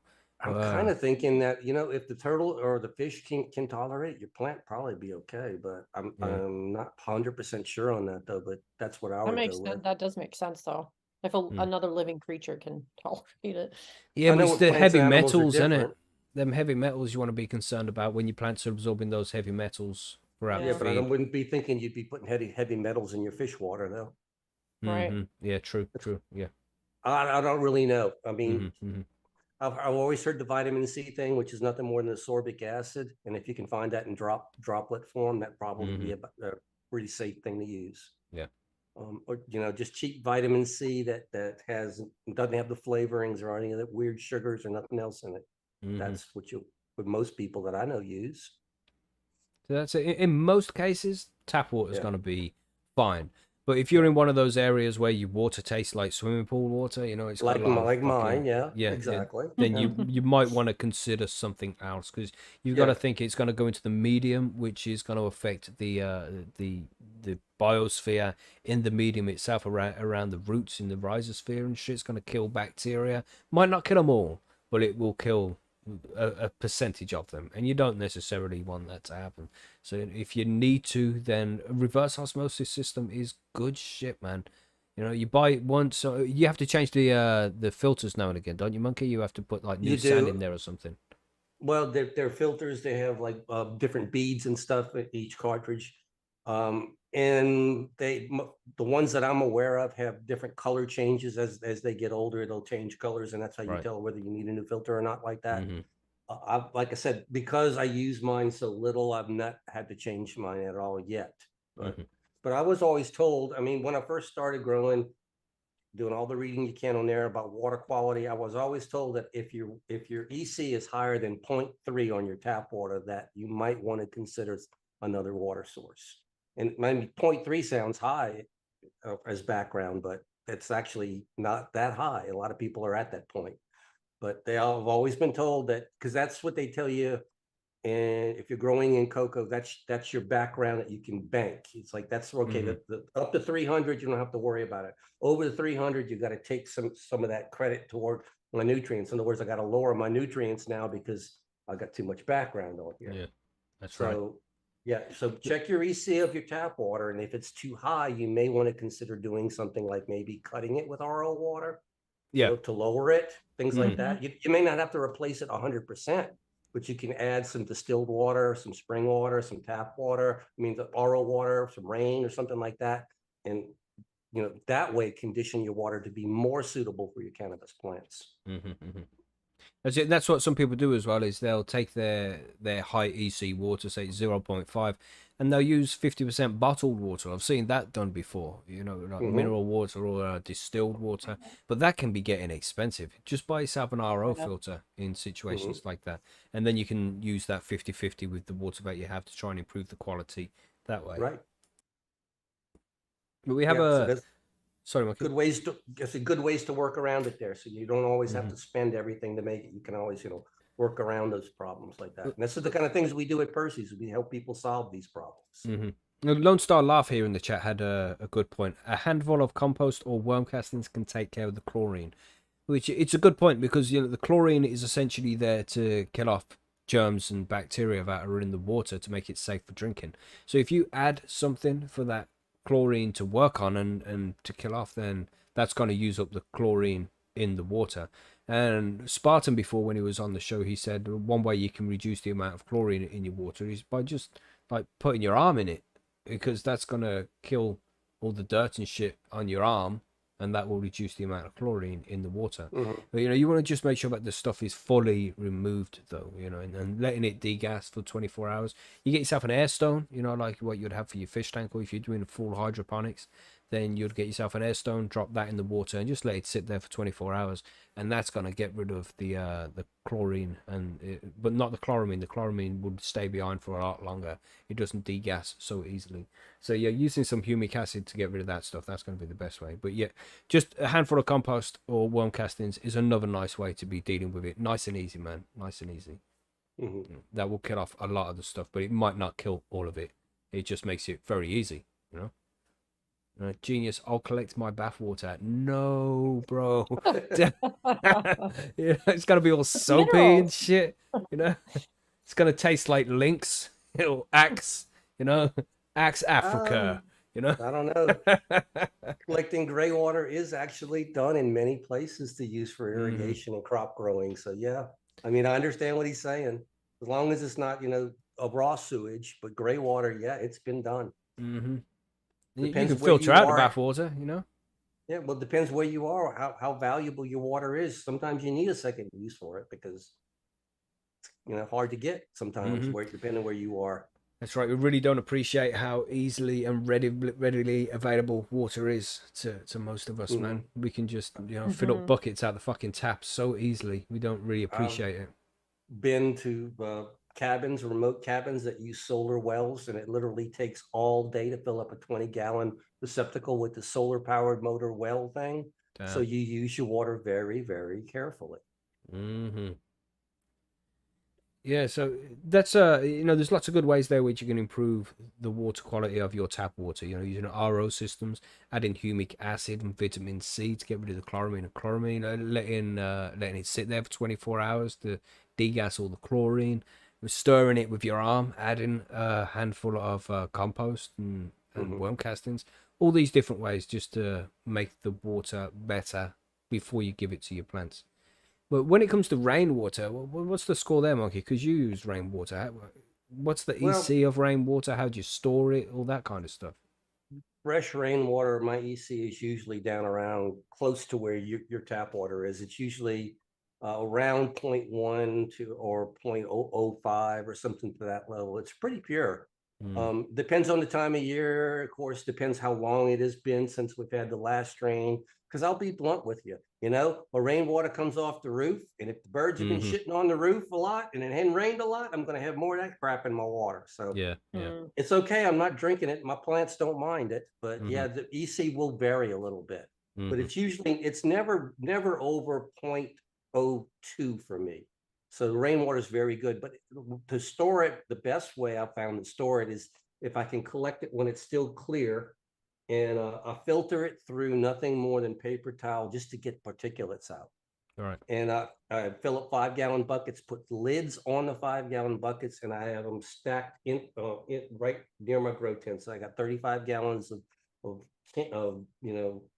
tapped up bottles. This is my reserve rain buckets here. So that'll stay there, and I won't even touch that until my rain barrels get empty. Then I'll come back to the reserve that's inside and stored. Right. But sometimes rain barrels get things in them, and I've had tadpoles swimming in it. Yeah. It happens all the time. You'll get algae, they'll start growing in it. It happens all the time. But every time that stuff happens, when I draw the water out to use for the plants, I'll check the EC, and the EC is not that high. The water has got impurities in it, but those impurities are not going to damage my plants. Yeah. So what if the tadpoles are having, if they poop in my water, my plants aren't going to care.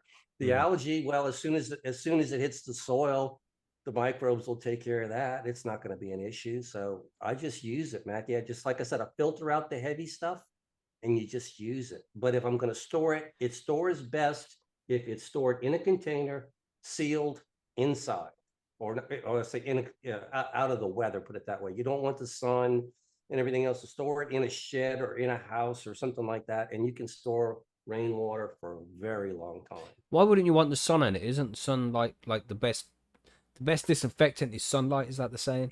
It's possible, but the sun's going to be on those plastic barrels or something like that after a while. It's going to break down the plastic. I mean, I've literally had buckets crack. They've been out in the sun too long. If you lift them after a while, they'll just fall apart on you sometimes.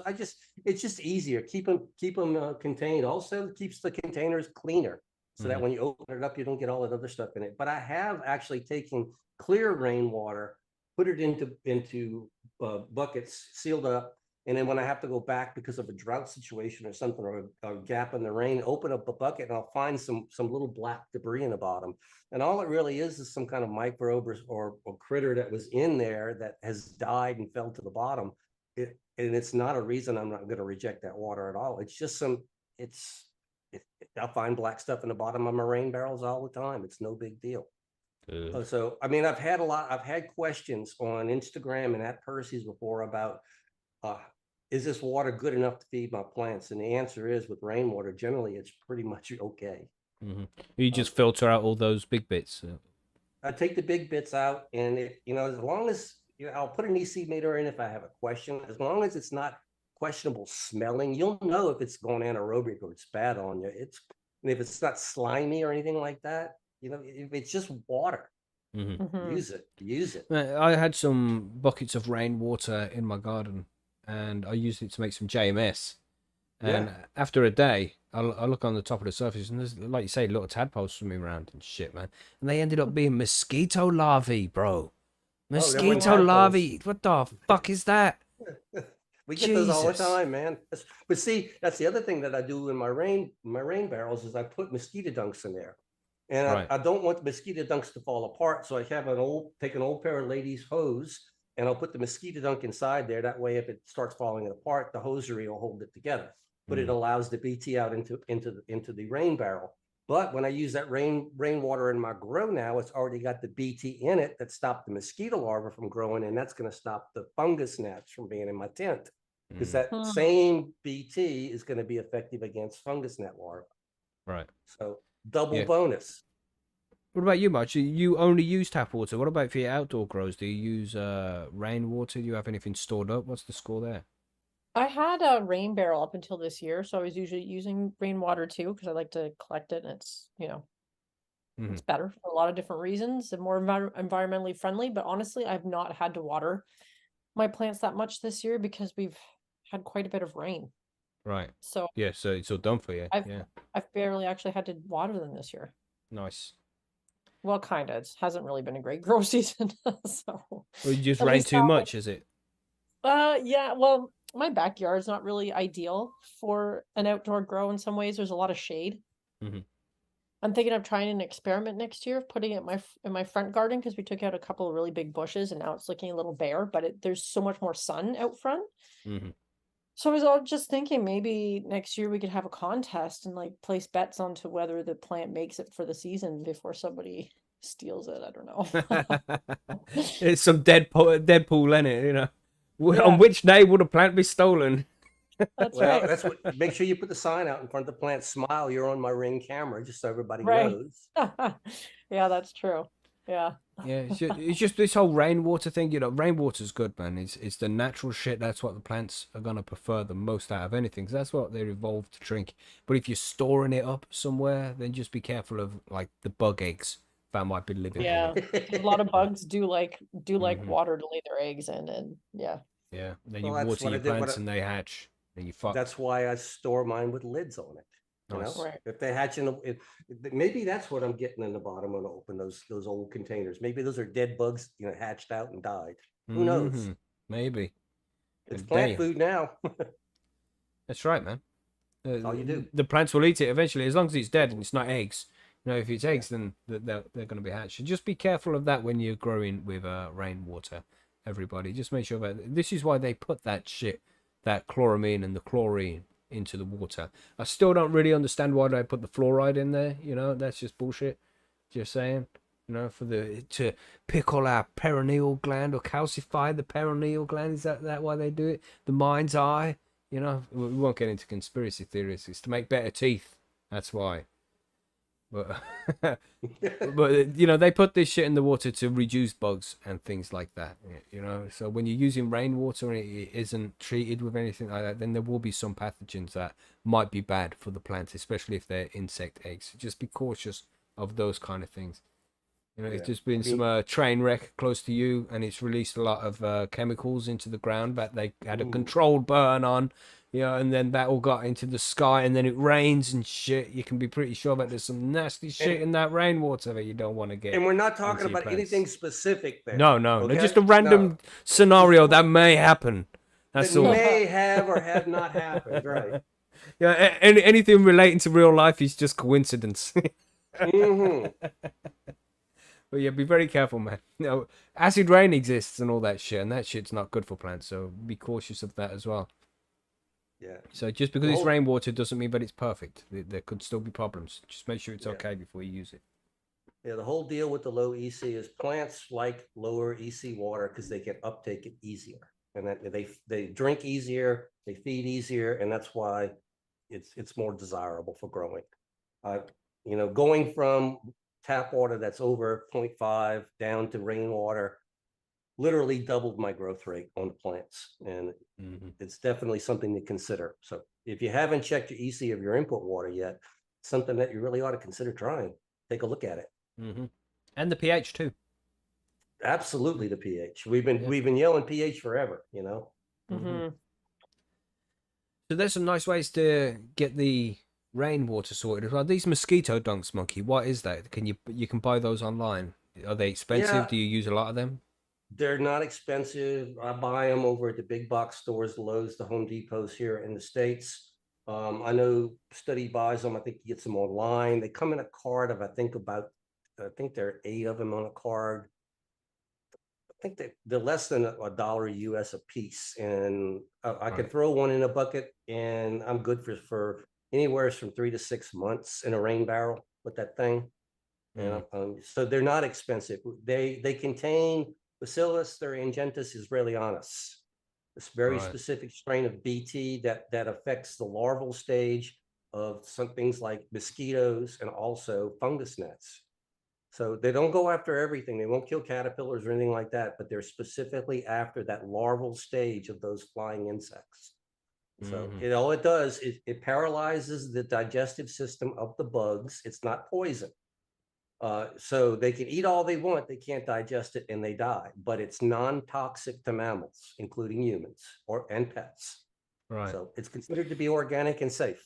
It's not one of those things that turns the frogs gay. It's not one of those.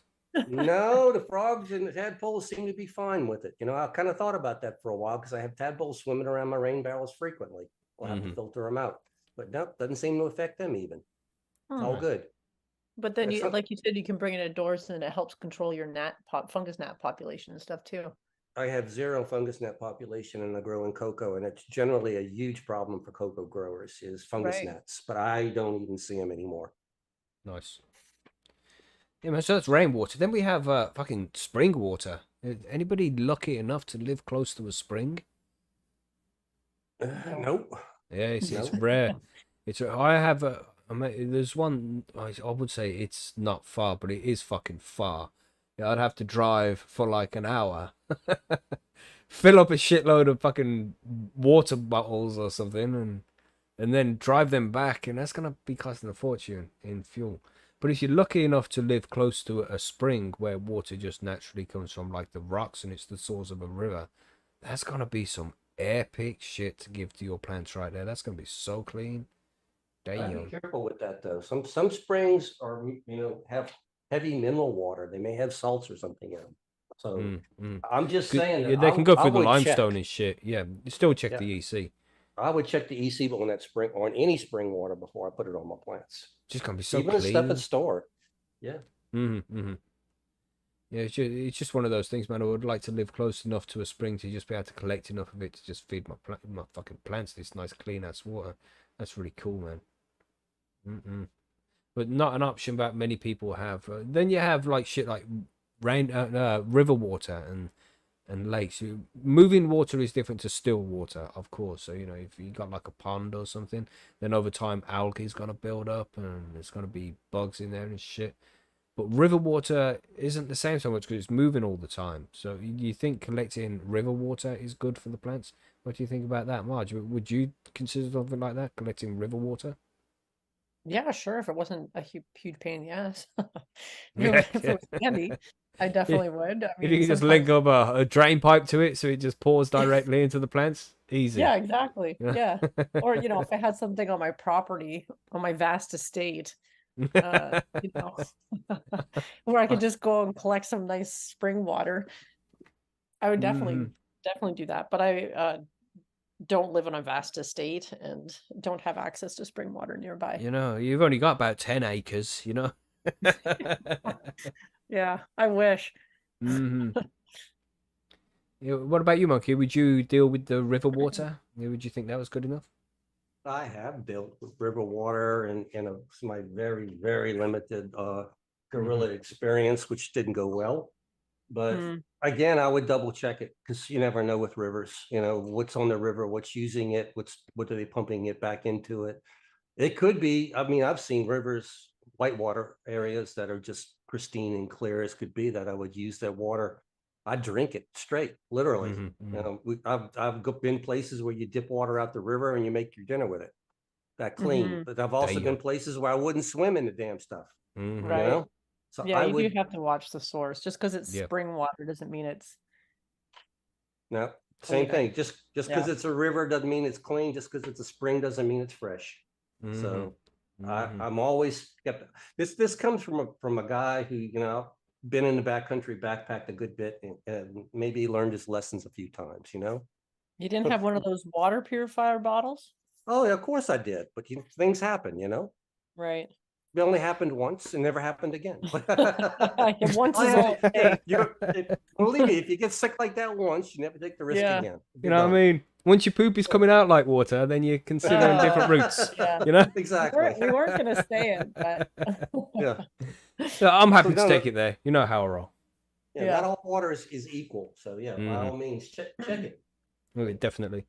And that's it. Rivers as well. Yeah, and somebody mentioned here in the chat. Cloud, let me just straight this out. River water is highly polluted for most. Stop claiming unverified, bogus data. We're not claiming anything, mate. We're just having a discussion about water. Please don't be so touchy about the things that we speak about. We're just here to discuss things. We don't mean to piss anybody off, man. We're not trying to give out unverified, bogus data to anybody. We're just having a discussion. Please don't be so touchy. I can guarantee, I'll tell you, I've literally camped alongside the Ocoee River and dipped water directly out of the Ocoee and made dinner and ate it, and it was fine. What is this, a fucking dead animal like half a mile up the fucking river, bro? No. Jesus. These are whitewater rivers, man. I'm talking about lots of stuff flushing through you, lots and lots and lots of snow melt coming through, tons of snow melt coming through. But the thing is, you're going to make dinner with it. You're going to boil it first. Right. Right. Yeah. So, that's okay. Yeah. I mean, so not all rivers are terrible. You know, you just have to be careful is what I'm saying. There's a lot of places that I've been.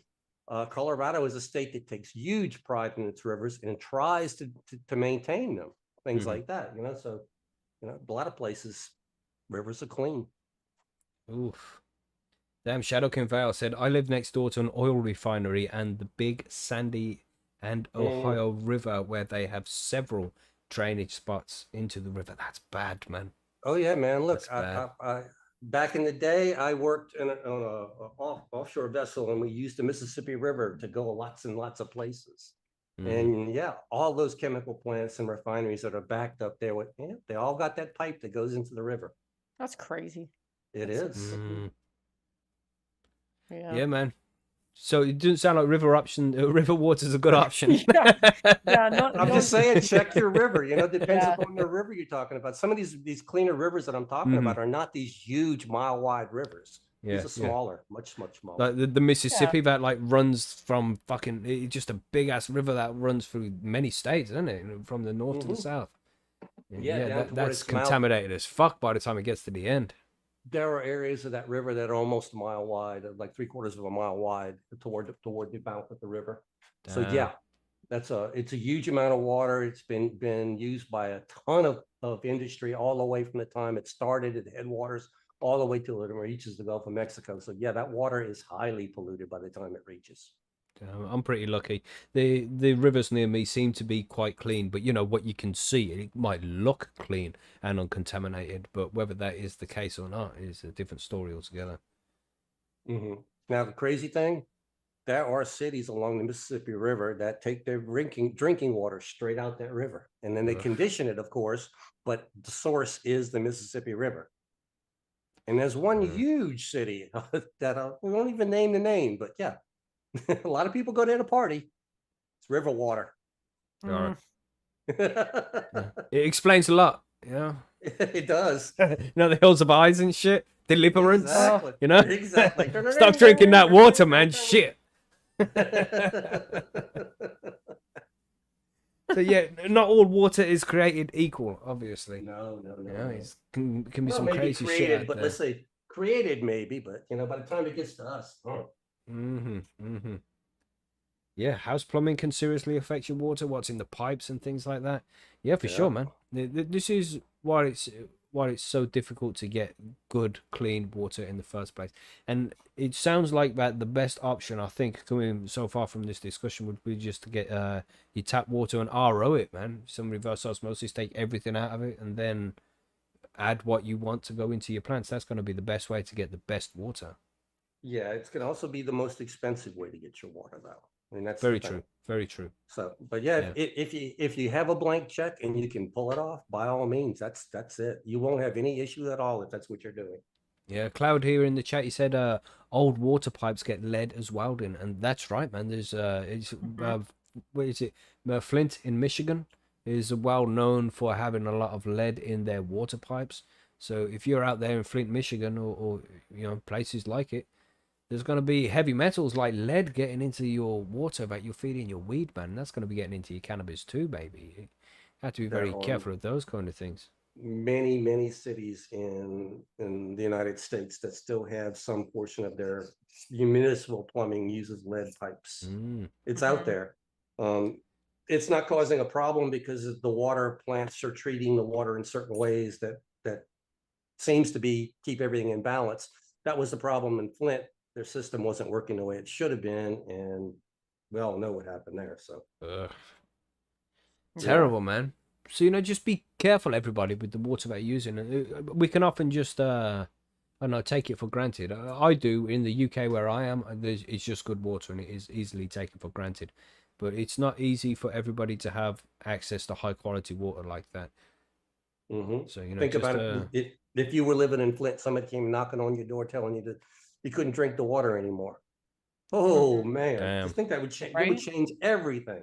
Mm, it's crazy to think about, man. It's, Mhm. yeah. And there's people all over the world, you know. You go to some countries on holiday, they're like, don't drink the water, man. Just get some bottled water and deal with that. Yeah, But damn. it used to be that way a lot. Hmm. So just be cautious out there, man. If you're good enough, if you're lucky enough to have good water, then use it and appreciate it. You know, if you are not lucky enough, try and get yourself some good rainwater. Yeah, that would be a good way to go. The rainwater is the most natural stuff, you know. So that's what plants have been having for a very long time. But it can also be contaminated depending on how you store it and how it's getting into the buckets that you store it as well. You know, like Monkey says, his comes off the roof, shit like that. That can pick up bird shit and other contaminants on the way. So, Yeah, but I mean, you know, if you're looking at that, as long as you're not drinking that water, if it's so what if it's got dead bugs or bird poop in it? But plants don't care. Yeah, Honestly, they they really don't don't. care. that's right. Yeah. Like Mackie said, they've evolved to drink this stuff. And the soil filters it out to some extent as well. So Yeah, not well, all the microbes not are all going to bad eat it shit's gonna up. get out. And even Mhm. cocoa's got microbes in it, you know, even if you're not feeding it microbes, there's enough in there that all of this stuff is, you know, nature's a wonderful thing. Rainwater works perfect in the system. Yeah, and Laurie in the chat here says 100 years from now, severe ration, 50 years maybe. So yeah, that's definitely a thing as well. We are in a very lucky time right now, which is one of the reasons why I think that we're living in a simulation. It's all just a bit too convenient. But you know, in 100 years' time, there's going to be, or less than, there'll be wars fought over that access to water. I think that is even happening already in some places around the world. So you know, we're very lucky to be in a position where we have access to water where we can feed our plants the way that we do. Very lucky. Well, maybe not of wars fought over it, but I mean, good grief, we have situations in the United States that even as rivers pass through this state to this state to this state, they fight over how much you can take before the river goes to the next state. You know, you can't have all the water, you got to let some go through. We have that situation in the United States right now. Yeah. Yeah, it's all very interesting stuff, man. So, what can we do to sum up this whole watering thing, optimizing water quality for plants? So, yeah, man. I mean, we discussed it all there. Using the tap water is very good if you got good tap water. Use reverse osmosis system if you have to. That's another good option. Rainwater's good. Just make sure that it doesn't pick up too many contaminants on the way and the pH doesn't change too much.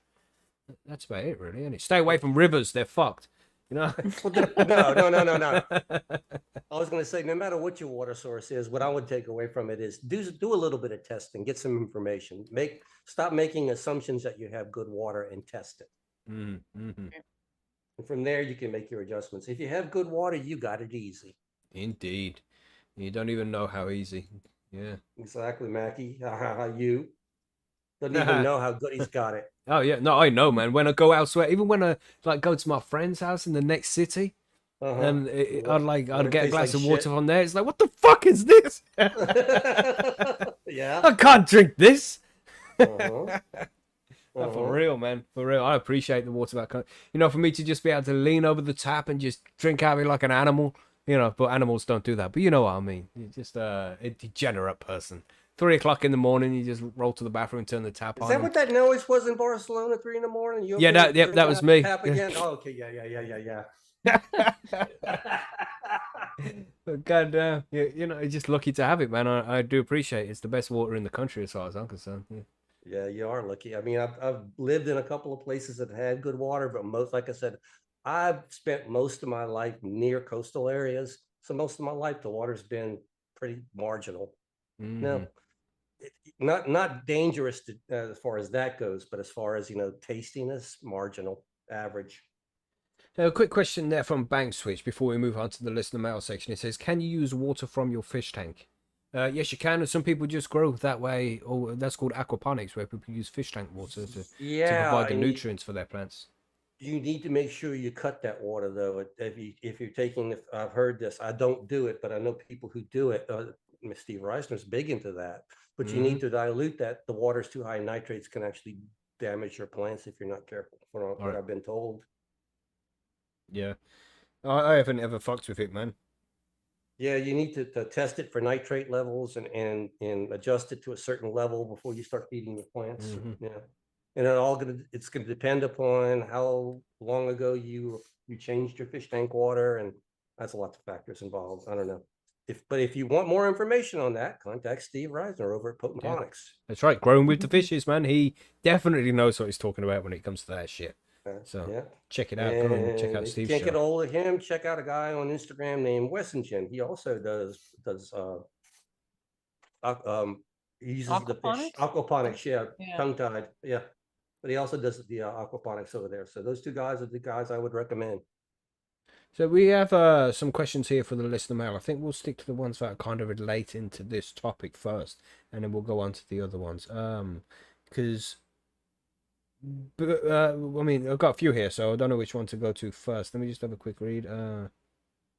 Let's go for Foamy Bowl. She says, "What would be the best inline garden hose water filter to buy to get the best quality H2O for my plants? And would you think they would work better if I put two together in line?" I don't know. Does anyone hit that? We don't want to recommend a specific brand because that's going to depend on what country you're in, what city you're in, your budget, all these different things. So just have a look online at these different things. But when it comes to the garden hose, like Monkey said, when he uses his RO filter, it takes a while for the water to go through it and come out on the other side. So you'd have to get. But it hooks up to the garden hose. I mean, and I do it from the garden hose. And it goes through the RO filter and straight out to the garden hose with no problem. No. I attach my filter to the garden hose, and then the output of the filter goes into a bucket. So an RO filter's got 3 lines. You have an input line, then you have an output line that has your water in it, and you have another output line that has your rejected water. Right. So what it's doing, it's like the RO filter, when it pushes water through, a certain percentage of it purifies, and the rest of it throws out as waste. Right. Okay. The waste, I usually just put that into a garden and let the other plants benefit from that, though. But it comes out of the RO filter at a trickle. So no, you can't just spray something with it. No way. Right. But to answer his question, the best kind of hose end filter would be an RO filter. It's going to come out very slowly. Right. Because I would say you could use that. I mean, window cleaners, right? People who clean windows. They use this resin inside their RO filters because they want to take all this shit out of it, because you get streaks on your windows and dots and shit on your windows if they don't use this specific RO water, essentially. And they'll store it up in a big tank first, and then it gets pumped out via the hose to clean windows and shit like that. So you can do something similar to that. You could RO it, put it in a reservoir, and then use the reservoir to pump out through your hose, and then it's going to be nice, Which clean is RO water from there. essentially what I'm doing, because I'll like I said, I'll RO 15 gallons at a time and use it as needed like that. But that window washing thing with the RO, man, I did that the other day. It blew my wife away. She couldn't believe it. She says, "You didn't use any soap?" I said, "I only used RO water to clean these windows, and they were the cleanest windows you ever saw." That's right. Yeah. Because otherwise contaminants get left behind. Just little bits of salts here Yeah. and there. Even though it's a low EC, you still get some stuff left behind. Just scrub it with the RO water because it's so pure. It picks up everything. It dissolves everything and just squeegee it off, and it was done. That's Over. right. So check with your Beautiful. window cleaner, everybody, and making sure he's using some good RO filters. Oh yeah, man. If you got streaks on your windows, he isn't. So yeah. So I hope that helps you there, Filmy Bowls. Man. Let us know what you're doing with that shit. Are you just Double filtering? No, if you get a good RO filter, you don't need a double filter. It wouldn't do any good. it's like just Some of redundant. those RO filters are coming out close to zero, and then, Right. Quick one here from Billy Bonds. He asks, should we buy spring water for our plants to be nice? Yeah, it's not really necessary, man. check Honestly, your I spring think- water. Some of that spring water may be loaded with minerals, because that's some of the spring water is for taste. Who knows? Were you saying there, Marge? I was saying, if you're just trying to be nice, you could also sing your plants a song or I something. think that's better. Yeah, actually, Save they'll your money. they'll your money probably fund. get as much of a boost out of that from the CO2, huh? Right. Just Yeah, talk to them, play them if you- some music. If you just want to be nice, then just buy Right. Mackie whiskey, Shit. That's also Kevin an Lebeck option. episode. Yeah. Yeah, god dang. God damn. I still got that bottle of whiskey right there. I don't think I'll play with it right now. Don't tempt him. But I mean, you can buy spring water, but like Monkey said, it's going to have some stuff in it as well. So check it. Make sure the EC isn't too high. And spring water is a good way to dilute heavy EC'd tap water. So that's a way to go. But obviously, it's going to end up expensive. So try not to fuck with that shit. Better to get yourself an RO filter if you have trouble with your water in the first place. Then it's going to end up cheaper in the long run. It's expensive initial setup. Expensive-ish, not very expensive, but expensive is a relative term, So do that if you can. I don't know why, but I always have felt that if the price of spring water is the same as the price of distilled water, I'd buy the distilled water because I know it's pure. It's got That's right. nothing in it. Yeah, I have to buy distilled water for my Venus flytrap because carnivorous plants can't have anything in their water. It has to be completely nothing, man. Yeah, I Really? can get distilled water Yeah. here for like less than $2 a gallon. It's not that expensive. Damn. But I mean, if I have to buy all distilled water to feed my plants, it gets expensive fast. That's especially in cocoa. Fuck me. That's what You're I'm right. talking, You're fucking running that runoff back through the plants. You got a recirculating reservoir here. Well, Shit. That might be. I got 3% runoff. That's enough. I ain't wasting it. Yeah. And I got a few drops done. Yeah, exactly. Yeah, so Billy, don't do it, man. Don't buy pure spring water. It's gonna end up expensive. Just get yourself an RO system if that's the direction you need to head in. What else do we have? Let's go for a little bit more of a laid back one here from Turpo. Yeah, question: Oh, not that one. would you rather be able to see your own future or see everybody else's future but your own, and why? Marge, what do you think about this one? Oh God. Would I want to see my own future? I mean, part of me says I would not, because find out something that you're not really happy about, then you're just gonna obsess. But you could also, if you could see everybody else's future, might be able to deduce kind of what your future may look like. Yeah, like a Sudoku, it's filling the gaps. Yeah, like if you know like what your future of your spouse is, or your kids, or your friends, or whatever, then you'd be like, okay, well, I can work with all this because Yeah, But yeah. I'd definitely rather know everybody else's future because Yeah. you could make a fucking fortune from that alone. Yeah, you could be like a real fortune teller and be like, I can tell you your You know what I future. mean? By the end of the day, you're gonna have this phone call, freak people out really fucking bad. Yeah, but I wouldn't want to see my own future. That's I don't know. That's a little bit different, isn't it? Then you'd know Well, I when all mean, the bad shit's coming. it's way worse than you think it is, though, knowing your own future. I mean, the only answer is you want to know everybody else's future, because you Mhm, mhm. never want to know your future. Because think about it, if you know everything, and I mean every detail of everything that's going to ever happen to you, why do you have to get up in the morning? You already know what's going to happen. It's And going to happen whether you want it to or not. but then it It's brings in already that question predetermined. of, if you could see your own future, then it's already predetermined, and there's no such thing as free will. That's exactly what I'm talking about. If it has to happen, if it is your future, it's destined to happen exactly that way. You have no reason to even try. Shit, and Right. that applies to everybody else. If you could see everybody else's future, that's the same thing. It No, but you implies don't know there's how no it's going to free will. affect you. You don't know how it's going to affect you, though. No, but that essentially means that you don't have free will either. Well, that's true, but at the same time, at least it's more entertaining. If I have to choose I already know everything's going to happen to me, but now if I can actually, it's not going to be as much fun, the unpredictability parts of it, but at least now I can plot how am I going to use the information I know about them to make my future more interesting. I don't know. It's more to play Mm. with. It's more to play with. But I think, uh, if I would have to choose the fact that I already know my own future, part of that's going to be I'm going to commit suicide, because what's the point? Well, that's a YouTube flag. They don't like that word. I'm sorry, but actually, I think that that's a Twilight Zone about that deals with that. I can't remember the exact part of it. When I read that question, I was like, oh, something in my mind remembers some detail about this. So yeah, if you already know your future, you go, well, I could just change that. No, you can't. That's your future. Right. Mm-hmm. Yeah, good question, man. Good question. And that's one of those old-fashioned stoner questions that we could discuss for hours and come up to no answers, because there's not really an answer to that question. Nice, Turpo. Nice.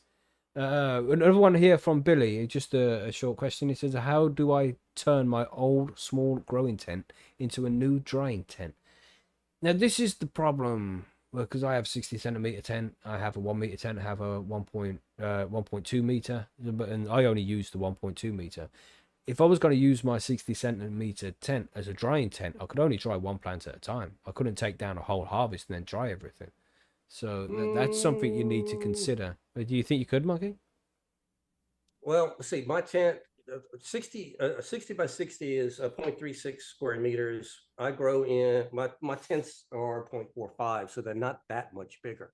Just maybe 0.09 difference. Right. I can put 4 plants in one tent to dry at one time in that small tent, that space. But that came out of that size tent. I can take 2 tents and put it into that one Damn, into really? one tent. Man, when I fucking harvest, say if I harvest from my But you do 4x4. it differently, though. But you're cutting whole plants and hanging whole plants, right? Yeah, sometimes. Okay, what I'll do is because I mainline, I'll cut each of the 8 main lines and I'll hang them from strings from the top of the tent all the way down almost to the floor. And I'll do this so each plant, I'll get the full length. I'll have 6 or 7 feet of buds going all the way to the ground on Right. each string. Yeah, sometimes I can't even I fit saw everything Woody back do in. it. I saw Woody do it, and it's like, oh, that makes all the sense in the world. It just basically stack that thing like a smokehouse, Mm-hmm. And then just turn the fan on and let everything go. It takes a little bit of doing, but you can really get a whole lot of stuff in there if you start vertically stacking these things. What do you think, Marge? How would you turn your old small growing tent into a new drying tent? What would you do? I've never had a tent, so I don't know. I think the biggest factor on that, Mackie, is going to be your humidity control. Yeah. You're going to have ideal drying tent. I mean, I would put the AC Infinity fan in with the humidity controller on it, Mm-hmm. or an Inkbird controller for humidity or something like that. But Yeah. if you're building a dedicated drying tent, yeah, something with humidity control for darn sure. And it's usually on a drying tent. I find that you're going to need something that add and take away humidity at the same time. It's that balance between the two. Mm. Mm-hmm. Yeah, man, it's a good idea. Link it up to like an Inkbird or something like that, so you can have the constant humidity and temperature as well. If you could get like some aircon and constantly keep the temperature at a set level, say like 18 degrees C, with nice air moving around the room, with humidity control as well, that's going to be a beautiful drying room right there. You can just leave it 10 to 14 days, and then the fucking shit's going to be dry beautifully, you know. So that's the way you can do it, but it's not cheap to do that kind of thing. It's an expensive setup, and I wouldn't use a small dry tent. I'd rather use a big one, because that's how you fit everything in, you know. It's easier, but some of us only have Mhm. small spaces to work in. Yeah, interesting question, man. Let us know what everybody thinks there in the chat. You know, what do you all think about, or in the comments? What would you do if you got a small growing tent? Do you use the same size tent because you can't fit everything back into a smaller tent? Because that's my problem. When I take everything down in a 4x4 and try to put it all back in, it never fucking fits. There's always some of that's left over on the outside. Yeah, on a typical grow, I'll be able to fit 3 tents inside of 1 tent. I can reduce the size enough to do that. So and it's all about planning, Mackie. Yeah, I yeah. built a drying rack, and actually my drying tent is actually it's tricked out. So I've got a drying rack above my light rig, so that when it comes time to dry, I just take my light out and the drying rack's already up there. Nice. Hang your strings down and go with it. So Yeah. get innovative, Billy. Take a look at it and dream a little bit. If I could make it perfect, this is what I would do, and go for it. Right, so we got one more question from Chilbert here, which kind of relates to Billy. He said, should Billy get a reverse osmosis machine for his water when making ice wash bubble hash for increasing his purity levels? Just using Billy, figuratively speaking, could be another hash maker asking for a friend. I bet he's not asking for a friend. But,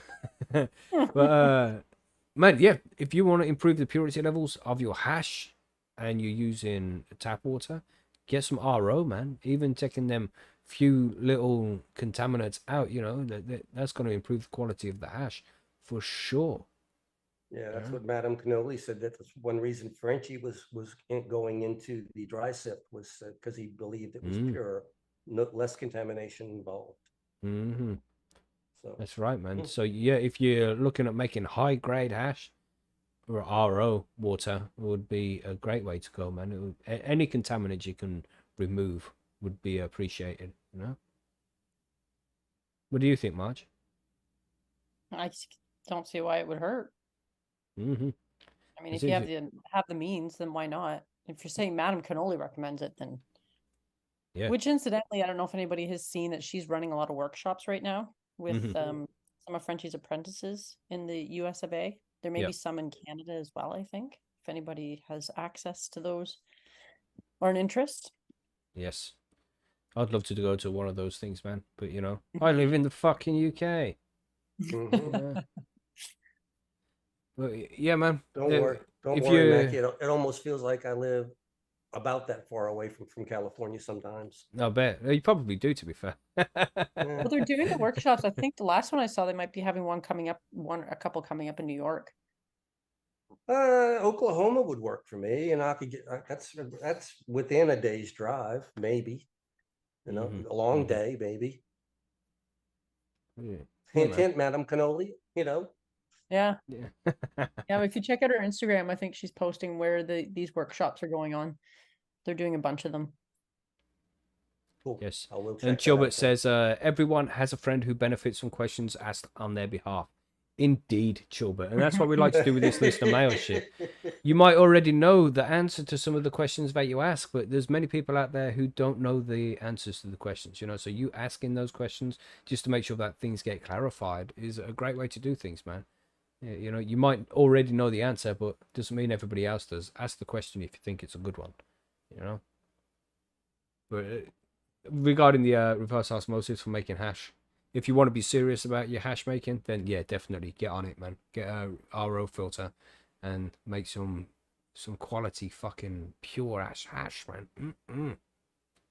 Yeah, I mean, I really should. I'm just too lazy. That means I'd have to make myself, like 60 gallons of RO water, have it standing by and all. Well, I mean, you got to do multiple washes and all that stuff. Takes a while. So it would take a lot of water. So, but I'm just not that quality of a hash maker right now. Not yet. But that's about all of the listener mail questions that we have, and we've spoke about water for quite a bit there. I hope everybody is cleared up on the best ways to get to optimize the water for their cannabis grow. But of course, if you have any questions at all regarding water or anything to do with your grow, you can find us over at percysgrowroom.com. It's a forum for cannabis growers, people who grow cannabis for personal use. It's 100% free to join, and there's loads of good competitions, great community over there. You get all your questions answered by experienced growers. And, we just encourage everybody to get over there and sign up. If you listen to the show and you enjoy it, then you'll definitely enjoy it over there. So get over to Percy's, sign up. And free! Free! Right. Yes. Yeah, man, there's Billy in the chat as well. Still up. There's a late one for you, Billy. Nice. Yeah, man, so damn good show, everybody. Damn good show. I think we're ready to move on to the outro. Show. Is everybody ready to move on to the outro? Let's do it. Let's do it. Yes.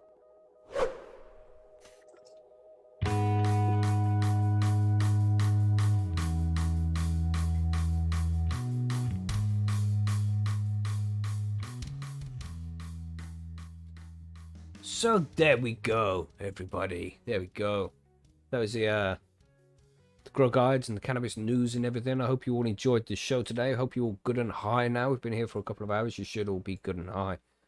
Yes. So yeah, good show, man. I think a lot of good information got out there. And of course, like I said, if you have any questions or need us to clear anything up, then head over to percysgrowroom.com. You'll find us over there every day, just chatting shit with people and enjoying the site. So get over there. Mm-hmm.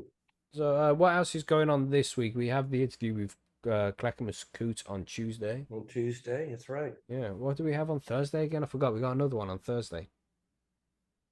We got lots going on right now. Lots of interviews coming in. And we're gonna have a special interview with one of our listeners coming up very soon, man. Oh yeah, we are. Yeah. We won't tell you who just yet, everybody, but you'll see over the next few weeks. But he's in the chat right now, but we won't tell you. The suspense. Oh, the suspense. And he knows his shit, man. He's very highly respected amongst the cannabis community for knowing a lot of stuff about everything. So it's gonna be good to get him on the show and interview him. Mm-hmm. But what else is going on this week? Don't forget to check out the competitions over at Percy's. We've noted everybody's name down. Let's do a quick run through these names here. And if you don't hear me say your name, then make sure you tell me your name so I can add it to the list. Just quickly: Mad Dog, Twisted, Turpo, Crotch Killer, Bang Switch, Leo Style, Fire Top, Shoddy Fusion, Dr. Evil, Knoll, Giant Grasses, Backblast, Outlaw Pagan, Fumi Bowls, Nearsighted from the Far Side, Bob West, Hashimoto, Billy Bonds, Bundertaker, I'm Sparky, Brian Post, that's right. It says Poot, but that's because of my lowercase cursive S. Yeah, okay.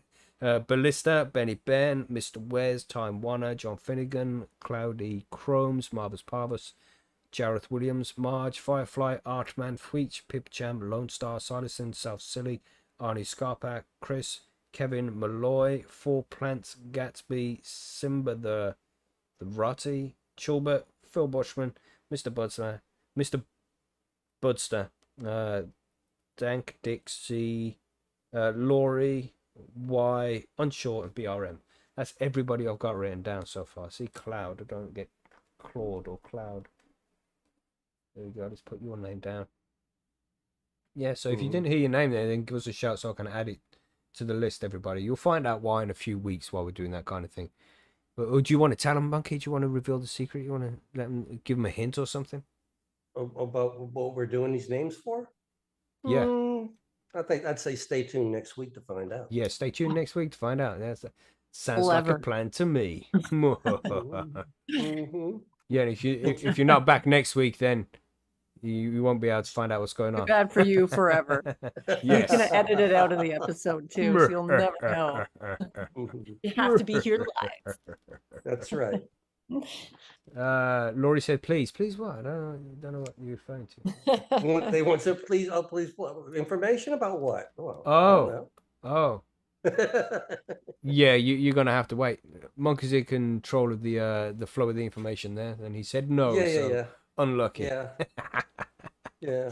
Well, just possible if you come back next week, you could be part of the club. We'll let it go at that. Yeah. Ooh. Nice. So yeah, well, I know we'll catch most of you guys next week because we see you all here every week, and just thank you as always for being here and supporting the show. You know, just by being here for the live show and listening and stuff, it's great support, man. And we enjoy having you guys here to share your Sundays with us and get high, cover the news, and talk about cannabis and stuff. So we appreciate it, man. I hope you all enjoyed this show, and we hope to catch you on the next one, which is Sunday. Nothing heard mine. Shadow King Vale did get called out, didn't he? I don't know. You might be He's right, on my list actually. for sure. He's on my list for sure, and I did keep one, so I'll have to type it up and send that to you for double checking. Right, I've just added it anyway, just in case. Just in case. But yeah, I think that's everything. That's everything then, everybody. Let's wave goodbye to you all and wish you all a good week. Don't forget to download the Cannabis News tomorrow. And, just interview on Wednesday. Grow Guides on Friday. And then we'll be back here on... And of course, on Thursday, March's show, the Bite Me Show by Edibles. Don't forget about that now, everybody. That's right. And then we'll see you on Sunday next week. What are we covering Sunday? Let me have a quick look. Next week's show, we are talking about proper transplanting to minimize stress and promoting growth. That's what we're talking about next. How to properly transplant your plants and shit. You just rip it out the soil and slam it in the other one, don't you? It works. Yep, Yeah, you man. don't just show up next week now, except to find out the top secret thing. Exactly. Still gotta show up for that. Retention. Right. Stay high and stay safe, everybody. We'll catch you next week. Thanks again for being here. Bye. Goodbye. Stay high. Goodbye.